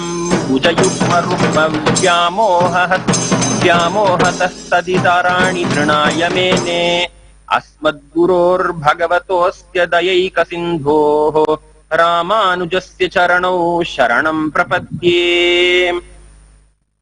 ॐ धूरसि धूर्वधूर्वन्तं धूर्वतयोऽस्मान् धूर्वतितं धूर्वयं वयं धूर्वामस्मन् देवानामतितमं भप्रितमं वह्नितमं देवहूतममसतमसि हविर्धानन्तरं हत्वमात्वा आर्मित्रस्य त्वाचक्रा प्रेक्षेमाभ्यर्मासं दिक्तामात्वाहिकं श्रीमते रामानुजाय नमः सर्वदेवदेवी स्वरूपाय भगवते श्री नित्यानंद परमशिवाय नमः समाग्रापयामि प्रजातवेदो भग्ननिरृतिं मम पशुष्टमत्यमावह जीवनं च दिशोदिश मानोहिगं जातवेदो कामश्च जगते अभिभ्रदग्न आगहि श्रियामा परिपातय श्रीमते रामानुजाय नमः सर्वदेवदेवी स्वरूपाय भगवते श्री नित्यानंद परमशिवाय नमः एकहारतीदीपं दर्शयामि ओम अमृते अमृतोद्भवे अमृतवर्षिणी अमृतं श्रावय श्रावय स्वाहा श्रीमते रामानुजाय नमः सर्वदेवदेवी स्वरूपाय भगवते श्री नित्यानंद परमशिवाय नमः नैवेद्यं निवेदयामि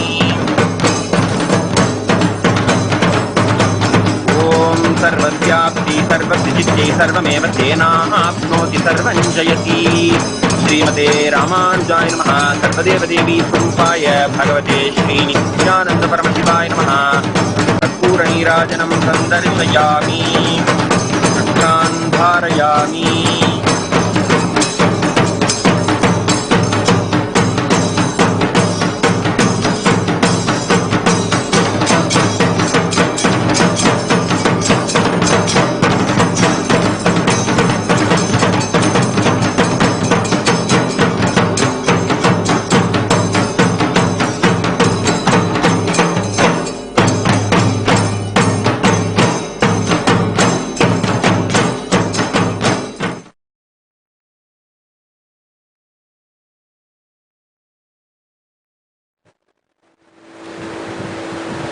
Such a fulfillment to worship all the acharyas and celebrate the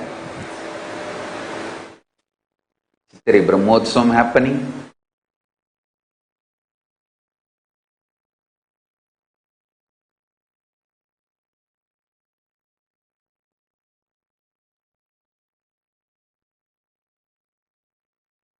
Especially Shankaracharya, he directly belonged to that sampradaya because he revived Shyamalapita Sarvagnapitam and Kanchi Kailasapitam and all the akkadas. All the 13 akkadas were revived by Shankaracharya. So, we offer respects to our great reviver in our Guru Parampara. So, with this, the essence of today's satsang. Let's revive Varnashrama Dharma. First Gurukul, then the Hindu kingdom system, Panchayati, we can call it as Panchayati, kingdom system, and Varnashrama Dharma, and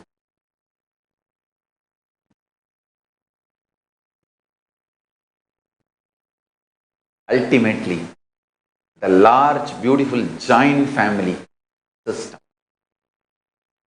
So all these four, first Gurukul system, second the Panchayati Rajya system, we can call it a Sundareshwara Rajya. Meenakshi Rajya, Meenakshi Sundareshwara Rajya system, Meenakshi Sundareshwara kingdom, Ramarajya, all these are one and the same. Meenakshi Sundareshwara Rajya system. And third, the Varnashrama Dharma. Fourth, the large joint family system. All the four. So with this, I bless you all. Let's all radiate with integrity, authenticity, responsibility, enriching, causing, living Shuddhatvaita Saivam. Living and radiating the state, space, powers, being, superconsciousness and Kailas of Paramashiva. Paramashivoham. Om Nithyananda Paramashivoham. The eternal bliss, Nithyananda. Thank you. Be blissful.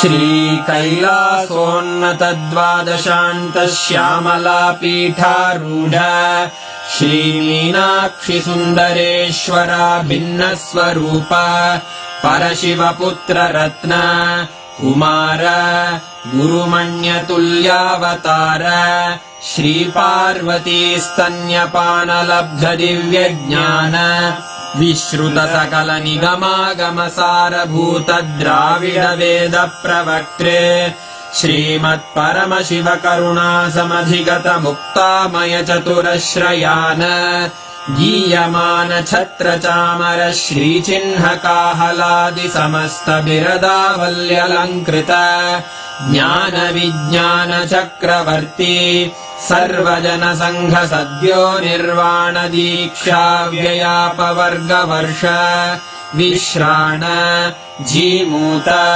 परमत कलभ Kesari शैव सिद्धांत स्थापनाचार्य श्रीराजाधिराज पाण्ड्य महाराज गुरु क्षपण शाक्यादि महान्धकार निवारण ज्ञान भानु वीक्षणानर्हार्ह ध्वजोच्छेदन पूर्वक श्रीमद्वृषभध्वज स्थापक शैव समय कर्त्रे सर्वज्ञ पीठारूढ़ श्री जगद्गुरु श्री ज्ञान संबंध देशिक स्वामी वागीश सुंदर माणिक्य वाचक स्वामिनाम् अवतार भूत श्री ज्ञान संबंध स्वामी पुनरुद्धृत श्यामला पीठ सर्वज्ञ पीठ त्रिनवत्युत्तर द्विशततम गुरु महासन्निधान अरुणगिरि योगीश्वर परंपरागत अरुणाचल सर्वज्ञ पीठ गुरु महासन्निधान कैलास परंपरागत कांची कैलास सर्वज्ञ पीठ त्रयस्त्रिंशदुत्तर द्विशततम गुरु महासन्निधान नित्योत्सव नित्य मंगल नित्य कल्याण नित्य रजित कैलास परंपरागत आदि कैलास नित्यानंद पीठ महासंस्थान महासिंहासन पीठ कर्तः साक्षात् श्री परमशिव समुद्भूत कैलास परंपरागत वैवस्वत मनु इक्ष्वाकु हरिश्चंद्र भगीरथ श्रीरामचंद्र शूरसेन इत्यादि अनवच्छिन्न सार्वभौम चक्रवर्ती परंपरागत चतुष्षष्टि योगिनी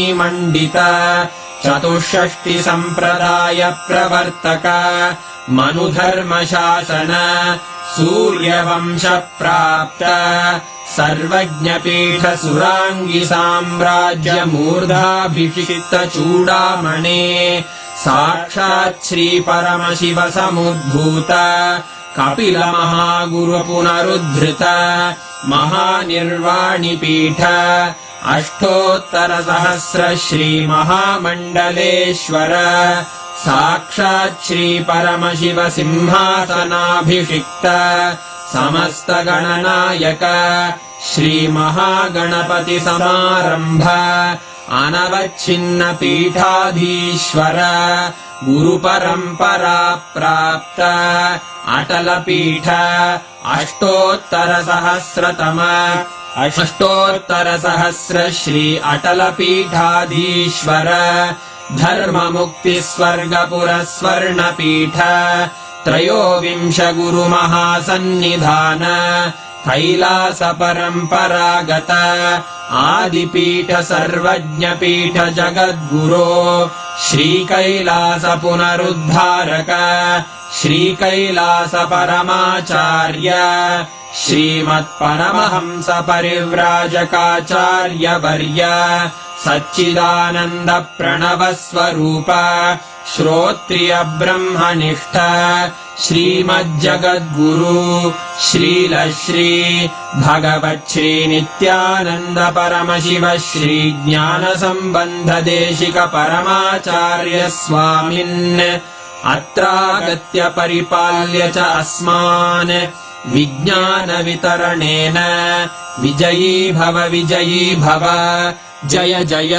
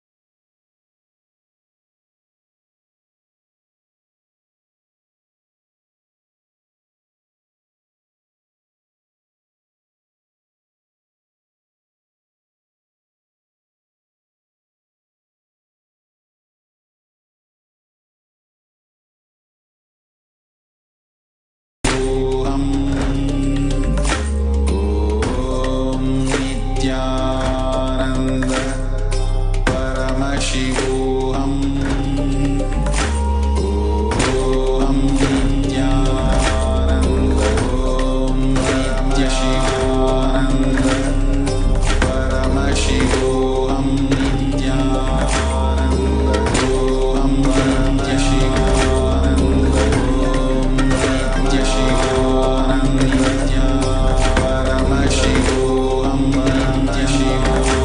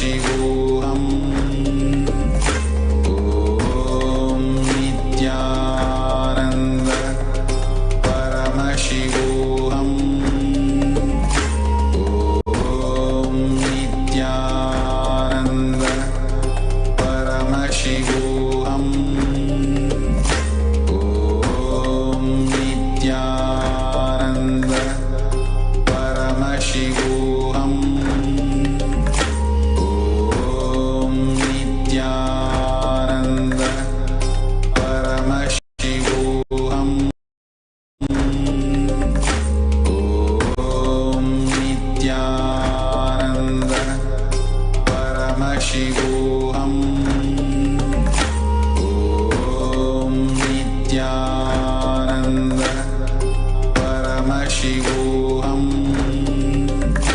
Om Nithyananda Paramashivam. Om Nithyananda Paramashivam. Om Nithyananda Paramashivam. Om Nithyananda. Till now, I manifested, revealed the signs of state of Paramashiva, space of Paramashiva, powers of Paramashiva. Now, direct process, directly from Paramashiva to manifest the being of Paramashiva, because the world is ready. Akash Bhairava is the God who makes all our beings ready for Paramashiva to manifest. It will be centered on Akash Bhairava and making Paramashiva manifest in all of us. The program will be Guru Dakshina based. It will be dependent on you. You can't put any monetary value for it. If 10,000 of us can sit together and manifest the being of Paramashiva, not only we will heal the coronavirus in the whole world, we will give a super conscious breakthrough to the world. Whatever I was talking after the great past, I am going to make that all into reality. This will be the most life positive happening on planet Earth. All of you, make the decision to attend Paramashivam from simple integrity. My purpose is to make you attend sincerely, that's all.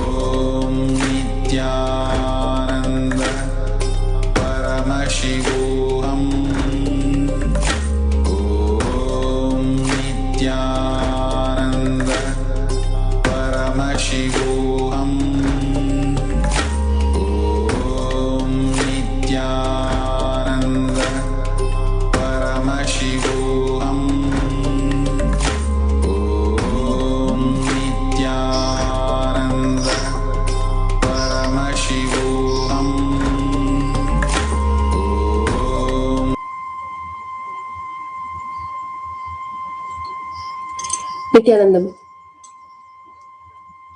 Swamiji is bringing us the understanding about ourselves, not only as Hindus, to have the right inner image about ourselves, but having the right understanding of some form of wealth, in the form of relationship, in the form of health, and so on.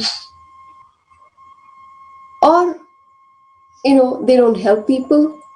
Some ideas, the relationship that we have with money, or the ideas we have about wealth or poverty, affects the manifestation of this abundance in our life.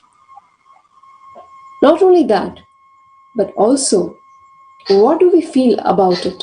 We sometimes feel, oh, if I'm seeking, then I don't need wealth. It's okay to be poor, and so on. These kind of ideas, when we have, obviously,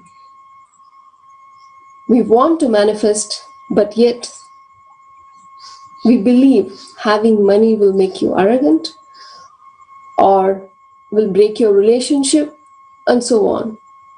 So naturally, when there is a conflict with respect to our belief about what we want to manifest, what we desire, clearly we're not going to manifest, because we do not manifest what we desire, but what we believe.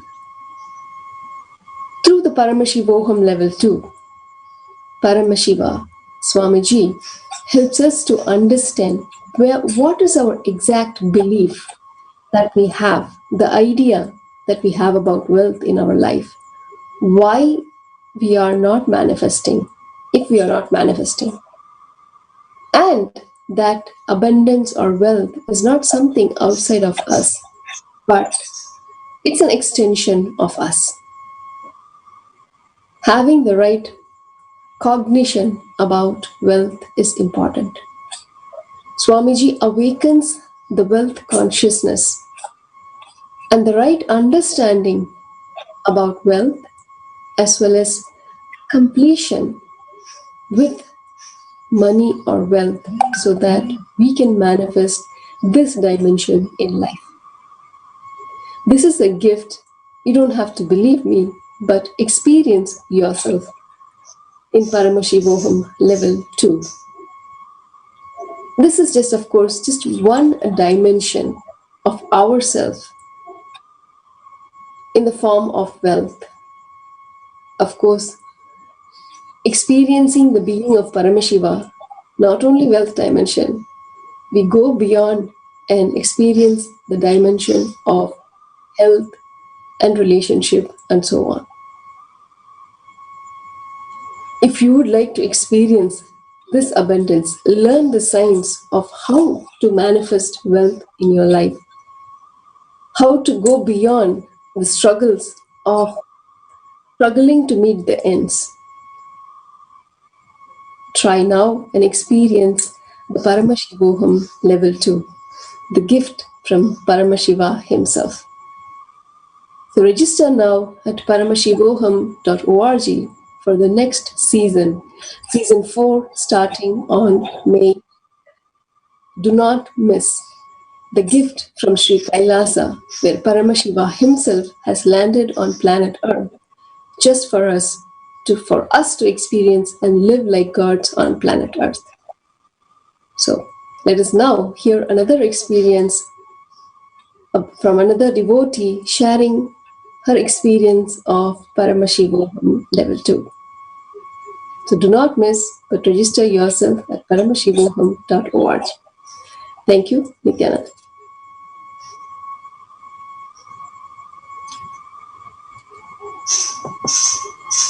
Nithyananda, everyone. Today I decided to make this video because I really want this world to know that this Paramashivoham level 2 is beyond words. It is something that we all have to experience in person, and I couldn't contain that bliss and joy that I experience in this day one, and we still have 15 more days to go. But the first day darshan is beyond words.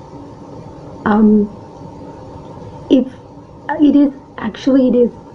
If you're really interested in, you can still join and till March 22nd.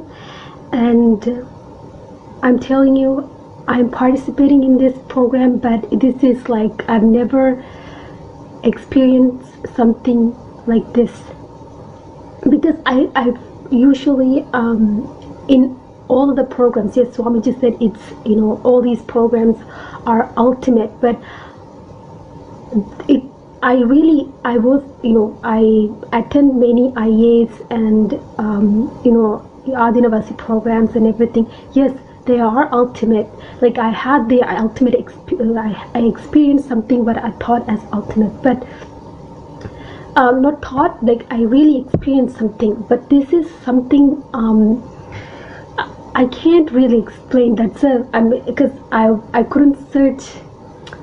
I'm searching for words. It's really hard to explain because it is like your whole being is literally trusting the whole cosmos. How you all these years you feel like you are an orphan even when your parents are there, and now you feel like you are in the lap of the cosmic mother, and the trust to the life is beyond. It's you there's no fear, there's no greed for you to run the life. It is kind of very similar to that feeling. So if you really wanted to join, you can still join this program, Paramashivam level 2. I will post the link so you guys can register. And I'm telling you, this is not something that I really don't want anyone to miss this. It is beyond words. Thank you, Nithyananda.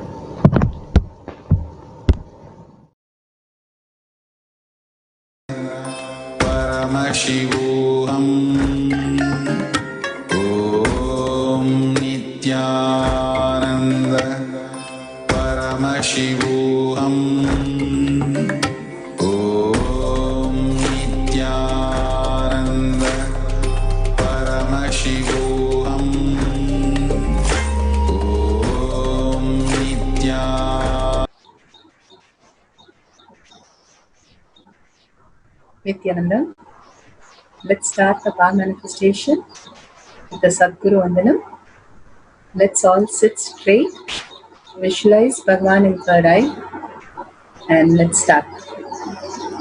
Nithyanandam Paramasukadam Kevalam Jnanamurtim Bandvatitam Gaganasadisham Tattvamasyadilaksham Ekam Nityam Vimalamachalam Sarvadi Sakshibhutam Bhavatitam Trigunarahitam Sadgurum Tam Namami.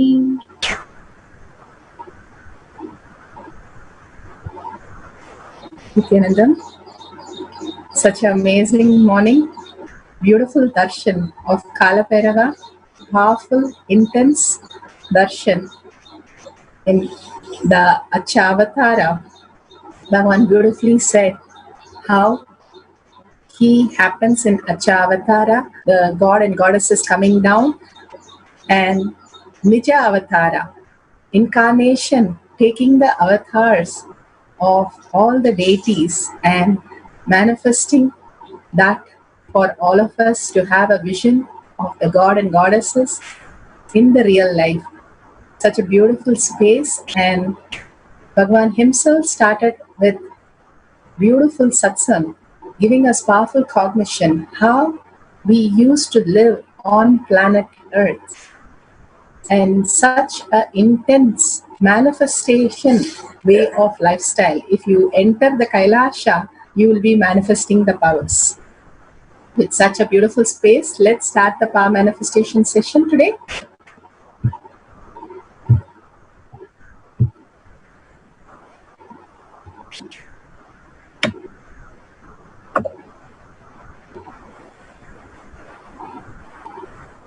And is nothing but a cognitive shift and an infuse of powerfulness into any action or state that we are in. It raises the frequency of our body and mind to the ultimate powerful space, which is Turyatita. We know 3 states: waking state, deep sleep state, and dream state. There is much more as a human being which we can experience, where Siddhas and Rishis have manifested. That is the Turiya state, high awareness, the trance state, and the conscious state, Turyatita state, the consciousness itself as our reality. So here we have a small clipping that Bhagavan himself speaks about the power manifestation. What is power manifestation? Understand all the 25 states of consciousness. When they happen in you, due to your chemicals and hormones ups and downs, it is powerlessness. When it happens in you out of your free will and consciousness, it is powerfulness. That's all. When you fall into sleep, it is powerlessness. When you enter into sleep, it is powerfulness. When you fall into dream, it is powerlessness. When you decide to dream, it is powerfulness. So I have added the ultimate powerfulness, Turyatita, Turyatita, in your whole being and doing. Manifest all the powers. Understand, power manifestation is nothing but cognitive shift. It is not work. It is cognitive shift. Understand? It is just cognitive shift. It's not work. Work is a 4-letter word.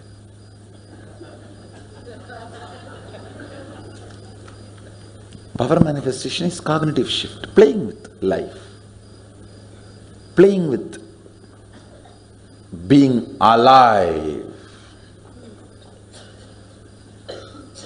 Static matter, dynamic activity, strategic existence, all these 3 has no boundary. You are one with it. You are alive in everything. Everything listens to you. Everything decides as you want.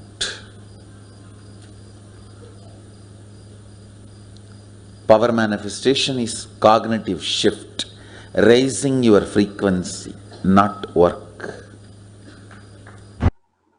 Bhagavan beautifully how we can raise our cognition if we are intense, understanding how Paramashiva in us can manifest the reality that we want. Now let's understand about Paramashiva. What is actually happening? The 5 phases and 5 phases of Paramashiva. The Srishti, the manifestation; Sthiti, the sustenance; the Samhara, regeneration or destruction; Prabhava, the pulling out of delusions; and Anugraha, the liberation itself happens. Now we'll hear it from Bhagavan's. Start living the higher truth of reality, the existential reality. We have a small clipping of the 5 phases and 5 paces. Through the 5 phases, Paramashiva does manifestation, maintenance, rejuvenation, pulling out of delusion and liberation. He resides in his supreme Paramashiva Swarupa as Ajomuha or Adhomuha, unborn. beyond form, formlessness, is Paramashiva Swarupa. That Paramashiva Swarupa manifests with these 5 faces as Sadashiva,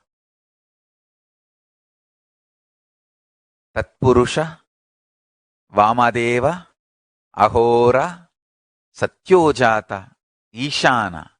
5 faces he manifests and does the Panchakritya, Srishti, manifestation, Sthiti, sustenance, Samhara, rejuvenation, Trobhava, pulling out of delusion, Anugraha, liberation. Understand? He does all these 5 jobs.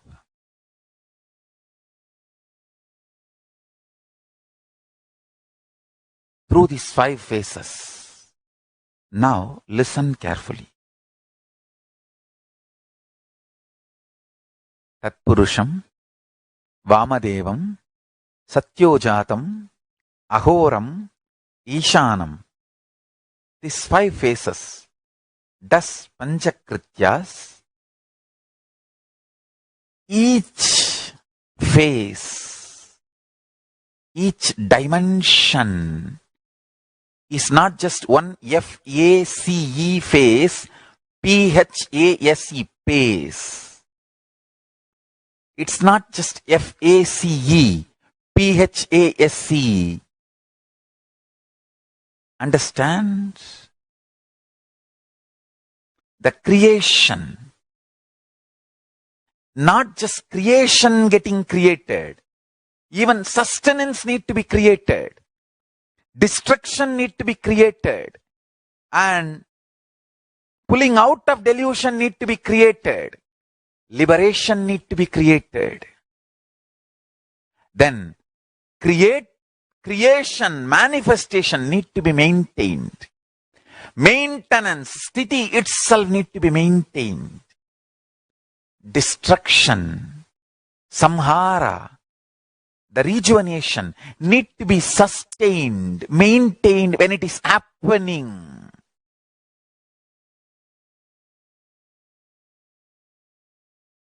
Pulling out of delusion, trobhava, need to be maintained when it is happening. And anugraha, liberation, need to be maintained when it is happening. Those micromilliseconds when it is happening. So understand, Satyojata Murti as 5 phase, Ishana Murti as 5 phase, Vamadeva Murti as 5 phase, Agora Murti has 5 phase, Tatpurusha Murti has 5 phase. So, Tatpurusha Murti as is 5 phase, Agora Murti has is 5 phase, Vamadeva Murti has is 5 phase, Satyojata Murti has his 5 phase, Ishana Murti has his 5 phase. All these 5 Murtis, 5 phases put together is 25 phases of Mahasannidhanam. Understand? All these 25. I'll repeat, listen. Creation created. Manifestation manifested. 1 phase. Sustenance manifested. 2nd phase. Destruction manifested. 3rd phase. Pulling out of delusion manifested. 4th phase. Liberation manifested. 5th phase. Then manifestation sustained. 6th phase. The sustenance is sustained. 7th phase. Destruction, rejuvenation is sustained. 8th phase. Pulling out of delusion is sustained, 9th phase. Liberation is sustained, 10th phase. Listen. Then rejuvenation, destruction, rejuvenation is manifested, 11th phase. Rejuvenation is sustained, 12th phase. Rejuvenation is rejuvenated, is 13th phase. Rejuvenation is pulled out of delusion, 14th phase. Rejuvenation is liberated, is 15th phase. Same way, continue. Pulling out of delusion, Prabhava. Prabhava manifested, 16th phase. Prabhava sustained, 17th phase. Prabhava rejuvenated, 18th phase. Prabhava is pulled out of delusion, 19th phase. Prabhava is liberated, 20th phase. Then again, listen, Anugraha, liberation manifested, 21st phase. Liberation sustained, 22nd phase. Liberation is rejuvenated, 23rd phase. Liberation is pulled out of delusion, 24th phase. Liberation is liberated, 25th phase. Listen, these are the dimensions of Paramashiva. Understand? Meditate on this. That is enough. If your inner space can meditate on this, that's enough. All negativities will be burnt away. The most subtle grooves which will be formed in your brain by meditating on this will manifest the state, space, powers of Paramashiva. Beautifully, Bhagavan now explained the state, space, and being of Paramashiva in all of us.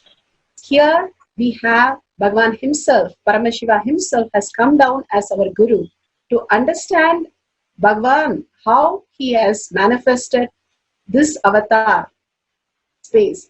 His Divine Holiness, Nithyananda Paramashivam, is a reviver of Kailasha, an ancient enlightenment civilization, the great cosmic boundarless Hindu nation. His Divine Holiness, Nithyananda Paramashivam, is an avatar from Hinduism and a supreme pontiff of Hinduism. His Divine Holiness, Nithyananda Paramashivam, made science of power manifestation, yoga, temple-based university, user-friendly for the modern world. And he survived the worst prosecution in the multi-level by anti-Hindu elements. Kailasha, led by His Divine Holiness, Nithyananda Paramashivam, and his Hindu diaspora are working for global peace. His Divine Holiness, Nithyananda Paramashivam, is a founder of Nithyananda University, which has extended campus in 150 countries. His Divine Holiness, Nithyananda Paramashivam, is 293rd Guru Mahasannidhanam of Shamala Pita, Sarvanya Pitam, and Swaragapura Adinam, and present Maharaj of Suryavamsa Surangi Samrajyam. We'll have a small clipping of Bhagavan himself, how he has manifested this reality from the he has manifested from a village boy to how he has manifested in Kailasha. A small clipping we'll be playing now.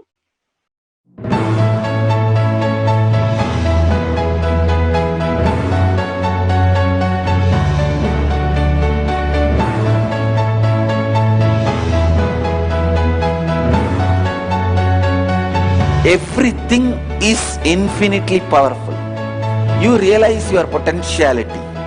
You establish yourself in the completion, space of completion. You are God, that's all. All of us are gods.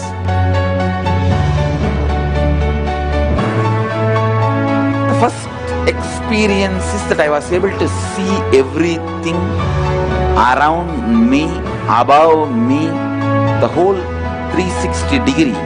I realized not only I was able to see, I was able to feel, experience the skin of the stone on rock on which I was sitting and the skin of this body. Both carry me equally. In both I exist equally.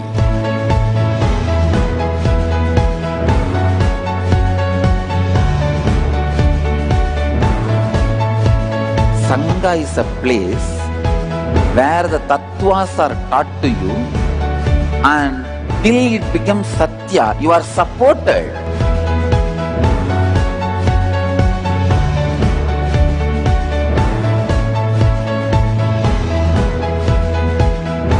Akhadas are basically founded by Sadashiva himself. All is ganas, Shiva ganas. Exactly the word gana means. In your length, breadth, depth, if you are filled by Shiva, you are Shiva gana. All the Shiva ganas formed the first Akhada. Later on, much later, Kapila Muni organizes Mahanirvani Akhada. Then all other Akhadas.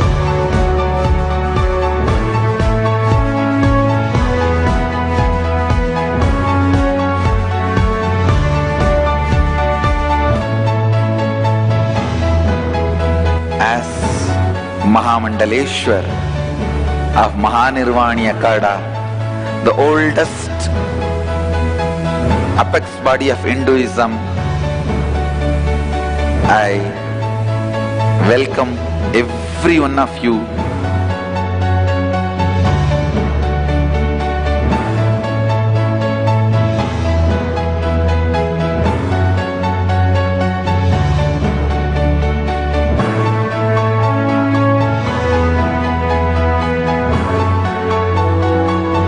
What I am teaching is from original Agamas Yogapada. The science very clearly declares, Sadashiva is very clear. Manifestation of these powers happen when you experience oneness with Sadashiva.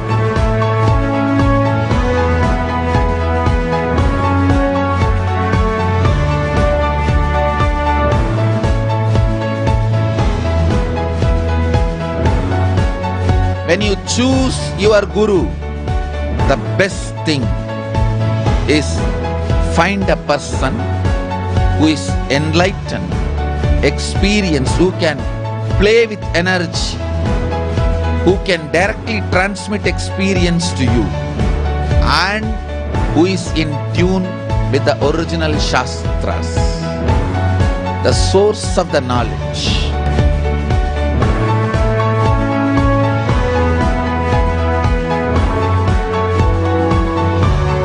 All the revealed scriptures available about the yoga directly by Sadashiva for you to do research, study, practice, question the people who teach.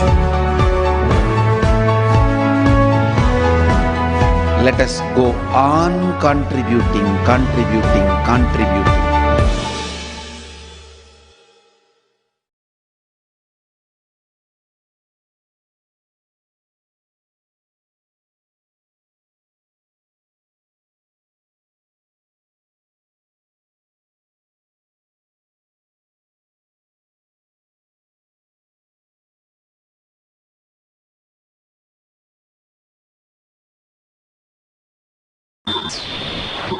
Nithyananda, so beautifully, Bhagavan said how contributing is a way of lifestyle. Here, Bhagavan has contributed very authentic.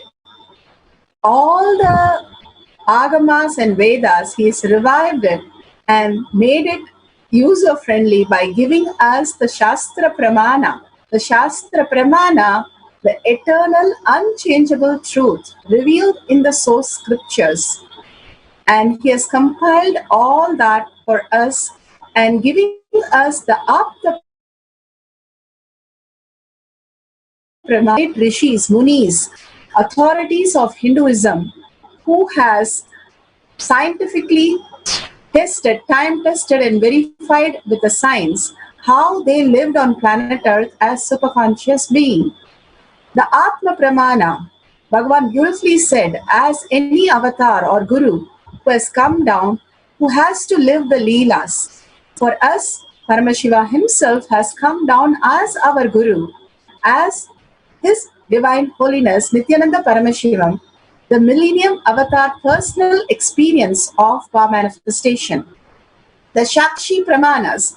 Shakshi Pramanas are the experiences of the millions of disciples and devotees and followers initiated into the science of power manifestation by His Divine Holiness Nithyananda Paramashivam. So we'll be seeing the Shastra Pramana, Apta Pramana, Atma Pramana and Shakshi Pramana now. Shastra Pramana. This is from Shiva Sutra for length and breadth dimension manifestation. Here, Bhagavan beautifully says, Shakti Sandhane Sariro Patihi. This is from the Shiva Sutra 1-19. By aiming and fixing the self on Shakti, uniting in oneness with the Supreme Power. Such a beautiful sutra this is. By aiming and fixing the self on Shakti. Bhagavan beautifully in one of the satsang, he says, how a wild river is just running across. And when you put an embankment and then you have a dam, they put a pipe from the dam which runs the turbine which creates the electricity. How we are bringing our thoughts into one coherence in our brain, to the frontal lobe of our brain, where we are very clear we want to live the higher consciousness as our reality.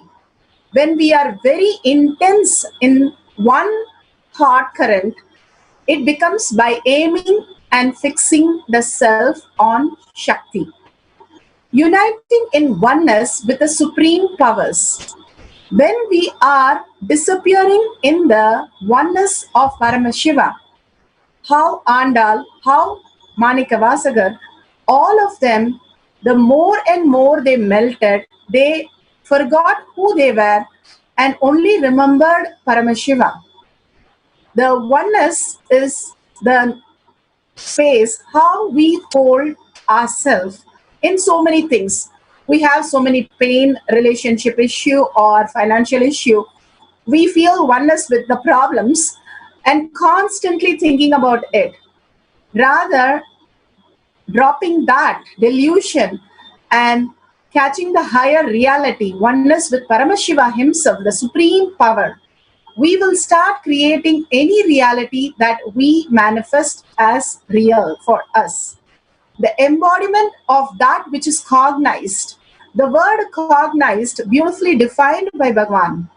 How you perceive something, how you internalize that, and how you react to that. I would say react because most of the time we only know to react to a situation rather than be in restful awareness with the situation.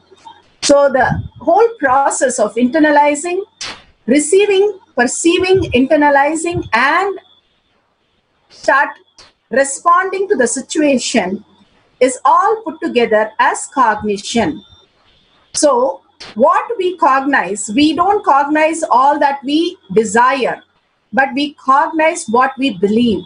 We believe we can walk. We believe we can talk. So we cognize those and we are able to bring it to action. So anything that we are able to cognize that Paramashiva in us is manifesting every moment of our life, then that becomes the cognition, ultimate cognition, and willed manifest. The word will persistence. Willed is what you are able to see clearly happening in your life. That manifest by aiming and fixing the self on Shakti, uniting in oneness with the supreme power, the embodiment of that which is cognized. and willed, manifests at once in its length, breadth, depth, time, and space. Bhagavan beautifully says, once you bring the coherence in the brain and surrender to Bhagavan in oneness, you cognize that beautiful space of oneness and merge with Bhagavan. Simply whatever your will is, manifest in all 5 dimensions that you can create your reality. Shiva Sutra is such a profound, each and every word Bhagavan himself has spoken about it in all the satsang to make us understand when we are continuously living for only the higher reality, then whatever our will gets manifested in such a profound way, the best possible way, making us completely success in health, wealth, or relation, or any other dimensions. Here we will go to the after Shastra Pramana, Apta Pramanas. Aptas are the great rishis, munis, saints who realized this concept when they align as consciousness, as Paramashiva, merge into Paramashiva, they're able to manifest. Srinivas Ramanujan was the great mathematician of India who completely believed mathematics and spirituality as one. Openly stated that he received the mathematical inspiration and sometimes whole formulas through contacting the Hindu goddess Namagri while dreaming. He often understood mathematics and spirituality as one. He felt, example, the zero representation, absolute reality and infinity that exactly Bhagavan has spoken in one of the satsang, represent many manifestation of the reality. An equation for me has no meaning unless it is expressed a thought of God. Ramanujan was the first Indian professor to become a fellow of Cambridge University. It was such an amazing possibility when you expand into the higher reality, your dimension starts expressing so beautifully from that oneness space. So the pure possibility starts reflecting as your existential reality. Here, the Atma Pramana, how Bhagavan himself, when he was a child, he was able to see the Sri Chakra and draw it. He had a vision of Devi herself. And after that, he saw the Sri Chakra, which he was able to carve. In 1986, he carved as a child the Sri Chakra. Just by a glimpse of that, he was able to see and carve it on a copper sheet, which they still preserve. The beautiful space that simply you can download when you experience the consciousness with any deity. That's what Bhagavan said as Achavatara or Nijavatara. When you connect, you can create any reality. Today's satsang exactly reflects both Ramanuja and Bhagavan's Atma Pramana, how you connect to the deity as Achavatara or Nijavatara, you will be able to manifest the beautiful reality. The Shakshi Pramana of disciples all over the world, we have the disciple. She says Swamiji's instruction was to write 5 random length-based questions and Swamiji will answer directly. At that time, I was not really focused and I was going to postpone practicing the power, but I decided to practice anyway. I decided if the power are within me, they are within me no matter how I'm feeling. So I entered oneness with Swamiji and asked truly random question. The third question, who is the President, Prime Minister, head of New Zealand, have never had an interest nor thoughts of New Zealand? And Swamiji gave a beautiful answer, Ferdinand. And note, Ferdinand is an actual name used in New Zealand and the name of the prominent New Zealanders. So such a beautiful revelation she had when she completed with her boredom and tiredness. and starts experiencing the higher dimension. Here, one more Shakshi Pramana. In Kailash Courtyard, we were all initiated into length dimension. I was able to see a picture on the page selected randomly when connected to Swamiji and chanted the Mahavakya. Thank you, Swamiji. I hereby surrendering this power as to at dearest Swamiji's lotus feet. Love you all, Ammayappan. Such a beautiful space that Bhagavan has given all of us. When we connect in such a deep love, we start experiencing the higher reality. Before we go into the instructions, we will have small clippings of these important terms.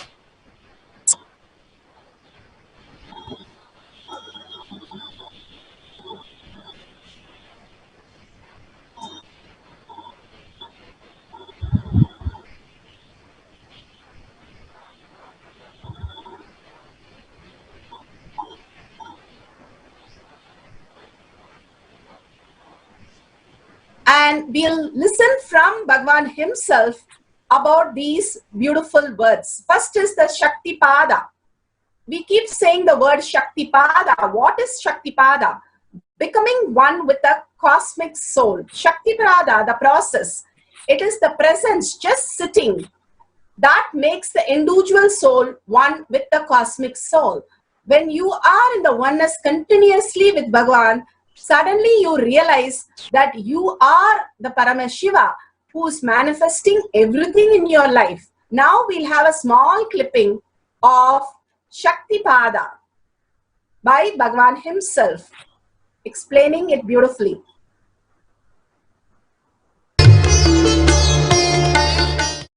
Let me give an introduction about what is Shaktipada process. Please understand.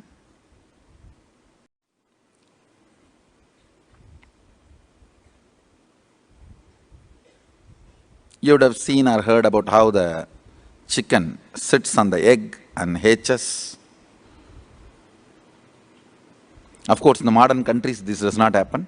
Machine sits on the egg and our egg sits on the machine. In those days, originally when hens and chicken were getting produced on the planet Earth, the hen used to sit on the chicken and hen used to sit on the egg and the chicken will come out of the egg. See, same way, Sadashiva, sitting means the ultimate cosmic energy sitting on the individual soul and making the individual soul into cosmic energy is Shaktipada. Hen sitting on the egg and making the chicken happen, same way. You may think, how come, what is going on here? That hen is only sitting just by the body heat of the hen, the egg is becoming chicken. Because no surgery is done and nothing goes inside. It's only sitting. Same way, it is just sitting. It's only the presence, the Shaktipada makes the individual soul into cosmic soul. Beautiful. Bhagavan himself described it. Here we have the oneness, the most important part of the power manifestation. The oneness is the currency. How you have the currency of the outer world, money, the biggest delusion that you think it's the most important. Here, the oneness is the greatest currency, and Bhagavan lived only in this currency throughout his life. Here, Bhagavan reveals what is the oneness. It is not the imagination, visualization, or declaration. It is the true nature, who you are, what you are. If you think you are male, female, how much you feel one with that concept. The oneness is that much you feel with Paramashiva. When the great rishis, munis, when we ask them who they are, they simply will reply that they are Paramashiva. They do not tell that they are so and so, and they refer them as a person, but they just refer themselves as consciousness. We have seen many references to that. Now we'll have Bhagavan himself explain how the tiredness and boredom can be broken with ferociousness to enter the space of oneness with Paramashiva.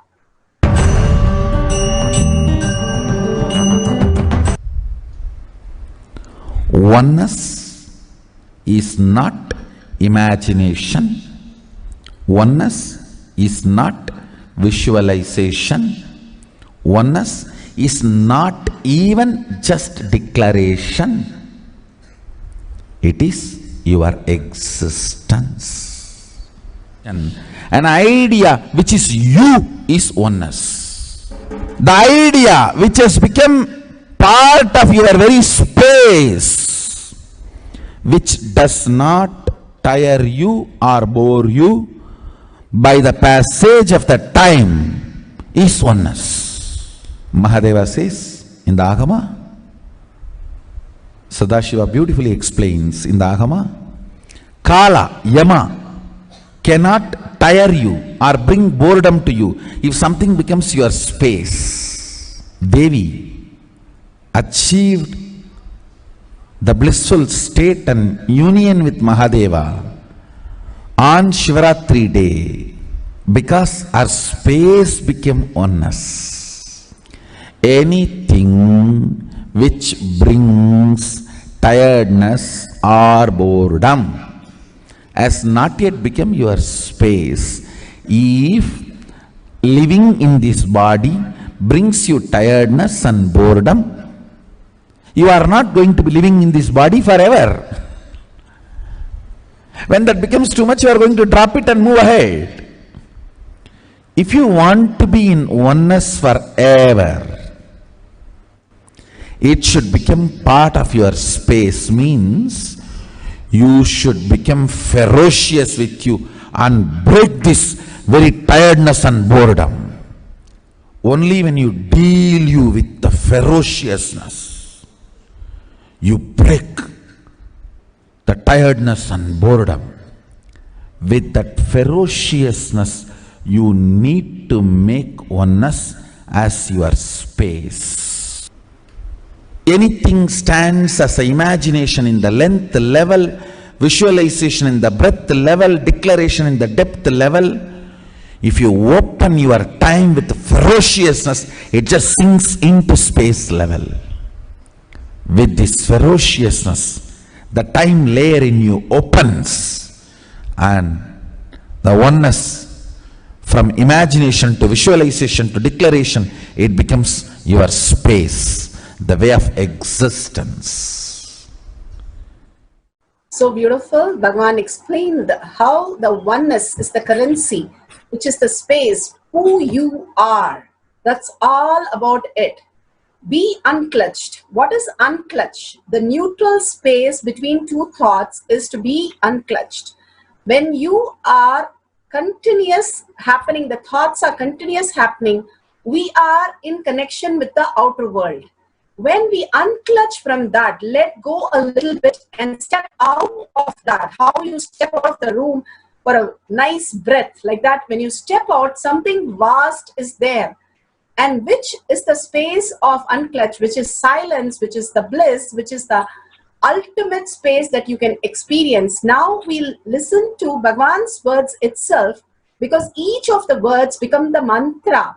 When we listen and get initiated into all these from Bhagavan's words, again and again listening to this, just by listening, we can experience those words into reality. That is the power of listening to a guru, because he speaks from no mind. We also fall into the same space. When you keep on listening to the guru, you start really experiencing this.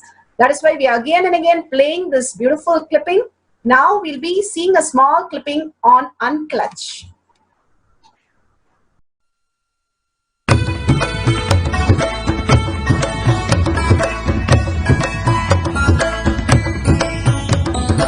The thoughts, every thought is independent, illogical, unconnected and unclutched.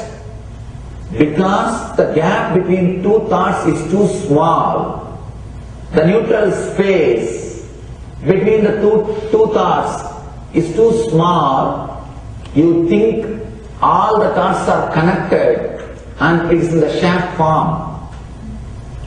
It is not. By your very nature, every thought is independent, illogical, unconnected and unclutched. Between every thought you experience a neutral space. When you change the gear, whether you go from neutral to 1 or 1 to 2 or 2 to 3 or 3 to 4 or 4 to whatever gears you may change, but every time you have to come to the neutral space. Only then you can go to the next gear. Even if you want to go from 2 to 3, you have to come to the neutral space. Only then you can go to 3. Same way, between every thought you experience a neutral space. You experience a neutral space between every thoughts. Between every thought. That neutral space, that silence is what I call peace or bliss. The peace which exists, the bliss which exists already in you, between every thought, the gap of the thought, the gap between the thoughts, that neutral space is the peace, is the bliss. When you understand you are unconnected, independent, illogical and unclutched, by your very nature, you will start experiencing the neutral space in you, neutral space which exists in you. You will start living from moment to moment in spontaneity. We need to understand one more thing. This technique of be unclutched, it does miracles in your being, in the body level, or in the mental level, or in the being level. In every level, when you understand the truth, by your very nature, you are unclutched. The tremendous quantum transformation. You take a quantum jump. The transformation happens in quantum, not step by step. Just on jump. You take a quantum jump and experience the truth awakening in you.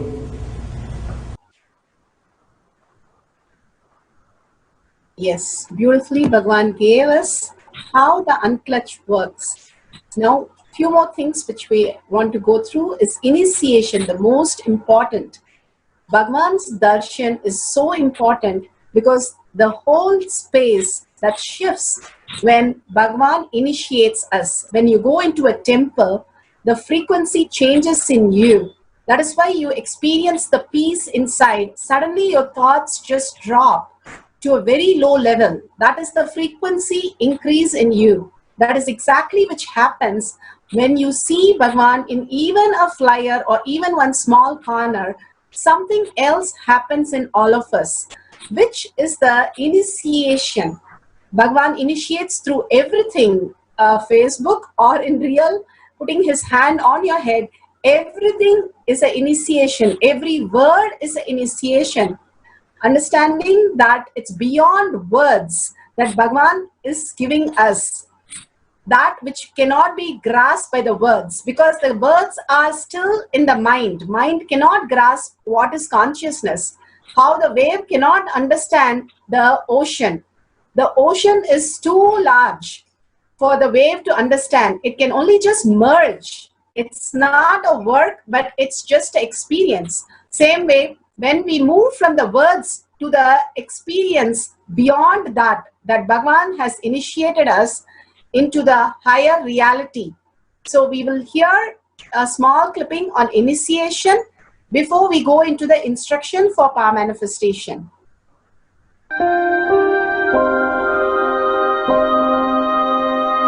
You see, let me explain the initiation. Initiation is the process beyond your intellectual understanding. The transmission of lamp happens. Now, you understood something intellectually. There is something which is not understood, which can't be transmitted through the words. That is transmitted. That's what we call initiation. Sometimes I tell people that unless you are initiated, the techniques do not create the result. The reason is you do not grasp completely whatever is expressed through words. Initiation is like it just transmits whatever need to be transmitted beyond logic and beyond words. People ask me why to wear this bracelet or this mala and all those things. These all will remind you. Why bracelet in the hand? It will remind you, before eating, did you meditate? It's a constant reminder. Before eating, let you be reminded, did you do the meditation? That is why this bracelet. That is why this mala. That is why this external things. Sometimes this external things does a big job of reminding you constantly. That is why take the help of external things also, nothing wrong. People ask me, why we can just be spiritual without having external things? If you can, really you are welcome. But I don't think anybody who speaks in that way is successful. I've never seen people becoming successful avoiding the external things, just having internal things. And it is just a nice way of escaping from yourself. So we listen to the initiation, which is Bhagavan's presence itself. The initiation is which makes the whole thing open up in us. The next dimension, next reality opens up in us. Bhagavan speaks about Mahavakya as the password, because most of us, we are not integrated. Even though he keeps talking about it, we have some incompletion or some pain or something which is going on in the outer world, which is standing much more important to us than ourselves, the higher consciousness that we are to realize ourselves. So to bring that consciousness back to the higher reality, Bhagavan has given the greatest technique, Mahavakya, which opens the Dvadashanta. There are 12 energy centers in your body, and it opens the Dvadashanta like a key, which opens a huge temple and opens into a new space for you. Same way, when you start chanting the Mahavakya continuously, you open that into the higher reality. So we'll be going to chant the Mahavakya continuously as we do the power manifestation, which increases the integrity. Bhagavan's integrity with Paramashiva is very high. So he is able to flow in us. But when we raise the integrity in us with Bhagavan, it flows through us as Shakti.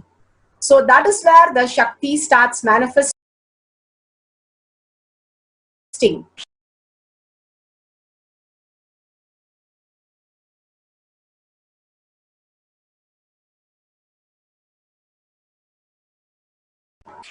Nithyananda, let's go to the instruction. The instruction for the power manifestation of length and breadth. We are going to write down few questions that we would like to ask, and it can be something in a very distant space, or a name, or some theories. And after we finish the Mahavakya, the first 10-11 minutes, then we can Google it and verify the answer authentically. Do it very authentically so that you will be surprised how you can download any length. Length is information. Any information in binary logic fall into the length category. So when you ask the question and you look into the space of Paramashiva and connect to Paramashiva in oneness, simply you will be able to write down the answers, whatever he reveals to you. And you will be so surprised that that answer exactly matches the answer that you are Googling about. So that would be the first round. I would explain the second round also now and explain later also. The second, you can have a book or you can use a computer also. You can select any page but not looking into the page. Just let the page be closed. Just pick a number. I'm going to do the third page or fifth page. And just whatever diagram you see in that page through your third eye, draw that, and after the Mahavakya, the timer is over, then we will verify with the book, opening the book at that time and verifying with the book that whatever you have drawn matches with what the diagrams are there in the book. So first, we are now going to do the length and then we'll go to the breadth dimension. The first, the length dimension, you can write few questions. You can write about your family member, cousins' names which you don't know, or you can have their date of birth which you don't know, which you can verify, or write about a new concept, a theory like what is Raman effect or what is photosynthesis, which you don't know the details and what are the chemicals in that. And you can write some scientific questions or theory that you want to download. You can ask any questions, and after the Mahavakya, the timer is over, we will go and Google it. Before that, whatever you are writing, just keep writing down, have a pen and paper with you, and completely take a picture before you start Googling. And after you Google, you can take another picture of the screenshot to show us how it's exactly the same that got revealed. So make sure you have a pen and paper, and you are, whatever questions you write, you can write few questions, and whatever the answer that is revealed through third eye when you're chanting the Mahavakya, please write down. And after you write down, please take a screenshot of that, and then we'll go into the Google and check the Google. So now we'll be doing only the length dimension first. First round, you can do pick up length or breadth the first, and you can do the length next also, but we are instructing you to start with the length dimension.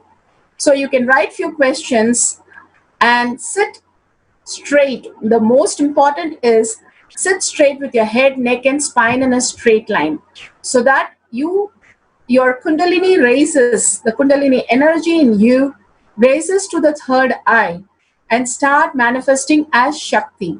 When you remember Bhagavan in your third eye, the more and more we bring the awareness of our third eye and start living through our third eye as manifestation the whole day, the more we'll be seeing life is a manifestation, not just random happening.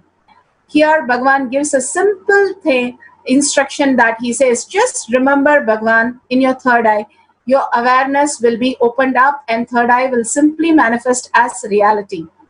From the space of absolute unclutching and Thyaga of the thoughts is the ultimate Thyaga. If you can just let go your thoughts, how we said, continuously have the coherence of living the higher consciousness. You are consciousness, you are Paramashiva, and simply Paramashiva will start manifesting through you. If you're living as human, only human happens through you. If you live as Paramashiva, Paramashiva happens through you. So absolute unclutching from the thoughts, the pains, the incompletion that you have, and going into the oneness space with Bhagavan and doing the complete Thyaga and going beyond that and holding the space of Paramashiva as your only strength, now declaring complete integrity with Bhagavan and experiencing the oneness with Bhagavan. In the deep listening, vibrate with the intense chanting of Mahavakya mantra, Om Nithyananda Paramashivoham. Your whole being should be vibrating intensely, continuously, without boredom or tiredness. Let's start chanting the Mahavakya and watch the oneness capsule. Om Nithyananda Paramashivoham. Paramashiva as eternally 16, youthful. Commit with Paramashiva. Only He exists. Anything else is delusion. Now, sit straight. We'll enter into the process. Om Nithyananda Paramashivam. Om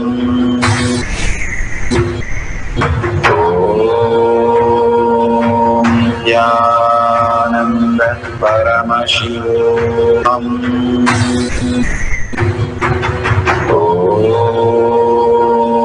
Nithyananda Paramashivam. Om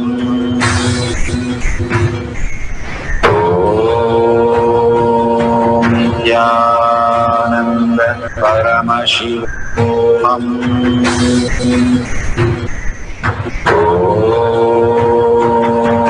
Nithyananda Paramashivam. Om Nithyananda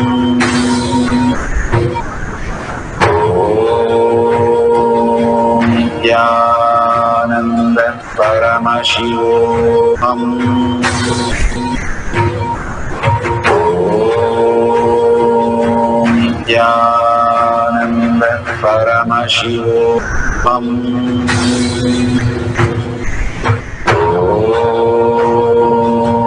Nithyananda Paramashivam. Om Nithyananda Paramashivam. Om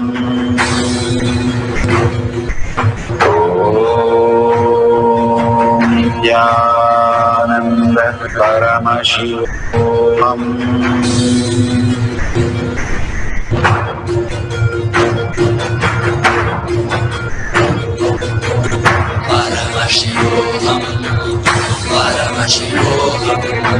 Let Paramashiva's third eye manifest in all our third eyes. Let the Amrita pour, let the Varni open up, manifest in all of us. Paramashivam, Paramashivam, Paramashivam, Paramashivam. Let Paramashiva overflow, manifest the power in all our third eyes. Om Nithyananda Paramashivam. Om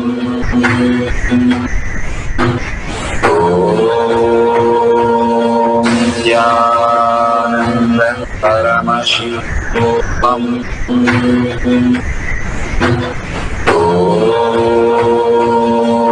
Nithyananda Paramashivam.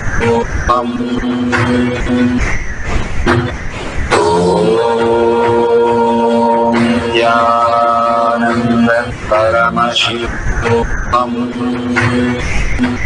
Nithyananda Paramashivam. Om Nithyananda Paramashivam. Om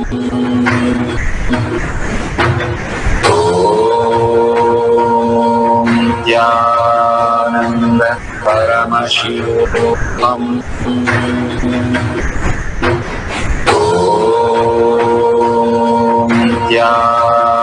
Nithyananda Paramashivam. Om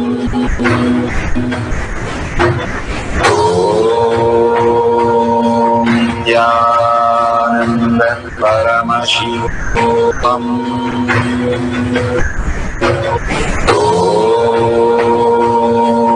Nithyananda Paramashivam. Om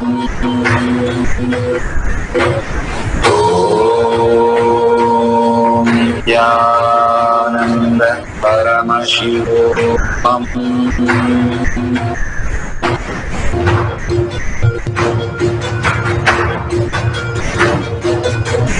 Paramashivam, Paramashivam.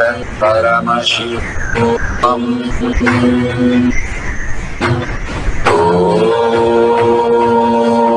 Nithyananda Paramashivam.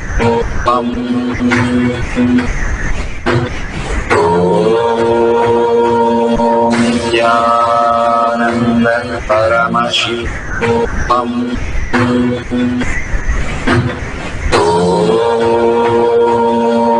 Nithyananda Paramashivam.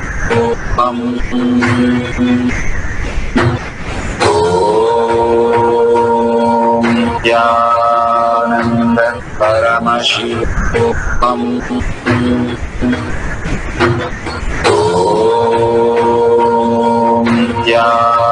Nithyananda Paramashivam.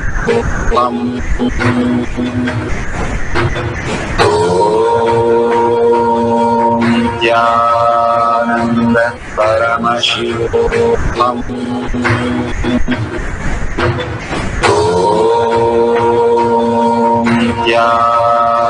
Nithyananda Paramashivam.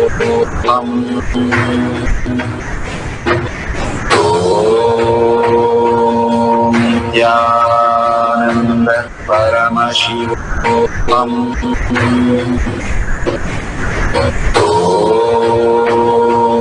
Nithyananda.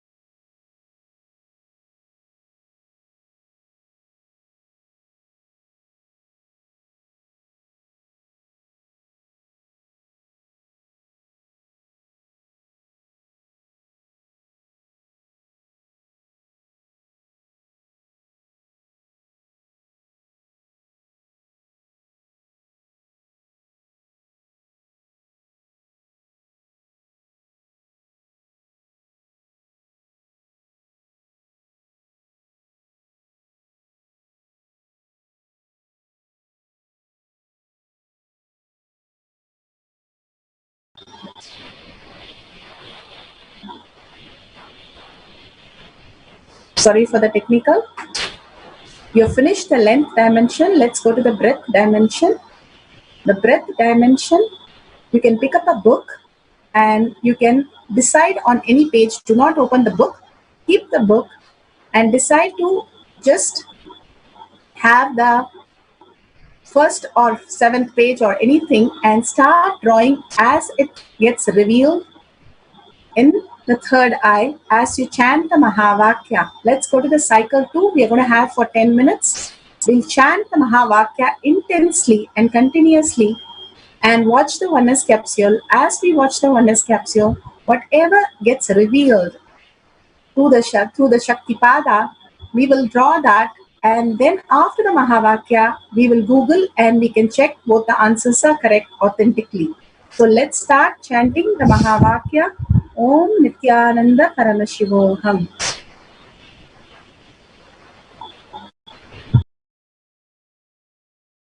Third eye, manifesting all our third eyes.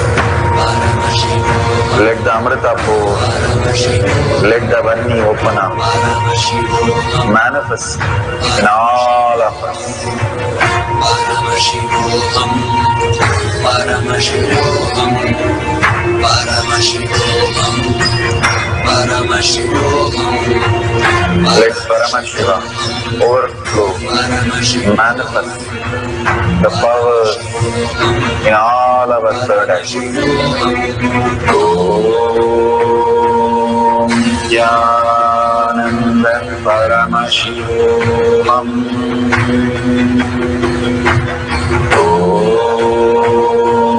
Nithyananda Paramashivam. Om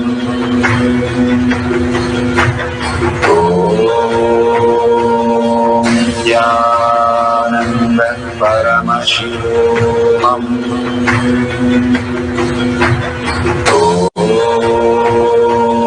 Nithyananda Paramashivam. Om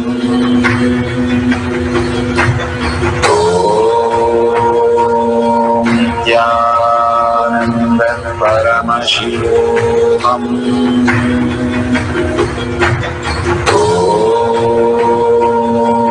Nithyananda Paramashivam. Om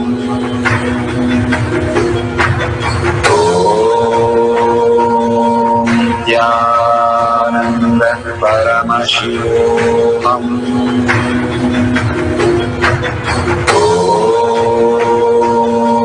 Nithyananda Paramashivam. Om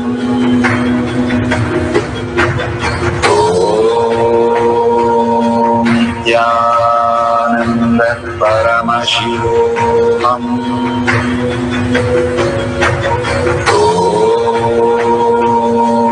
Nithyananda Paramashivam. Om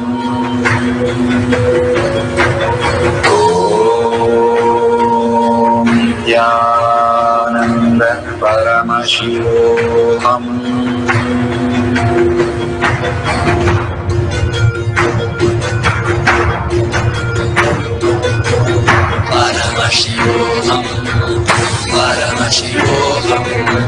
Let Paramashiva's third eye manifest in all our third eyes.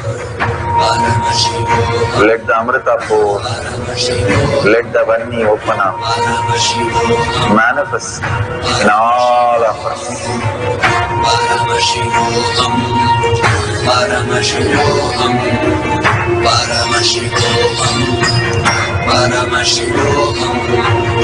Let Paramashivam overflow, manifest the powers in all our third eyes. Om Nithyananda Paramashivam. Om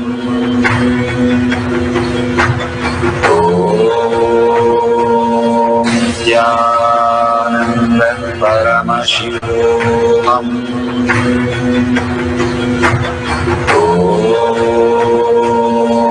Nithyananda Paramashivam. Om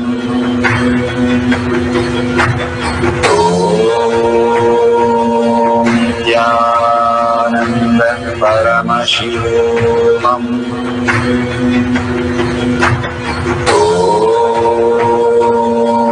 Nithyananda Paramashivam. Om Nithyananda Paramashivam.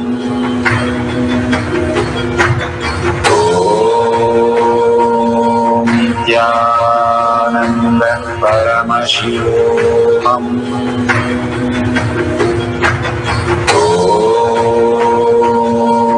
Nithyananda Paramashivam. Om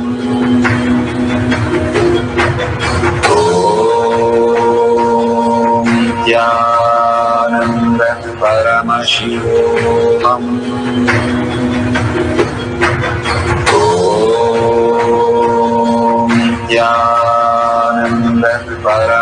Om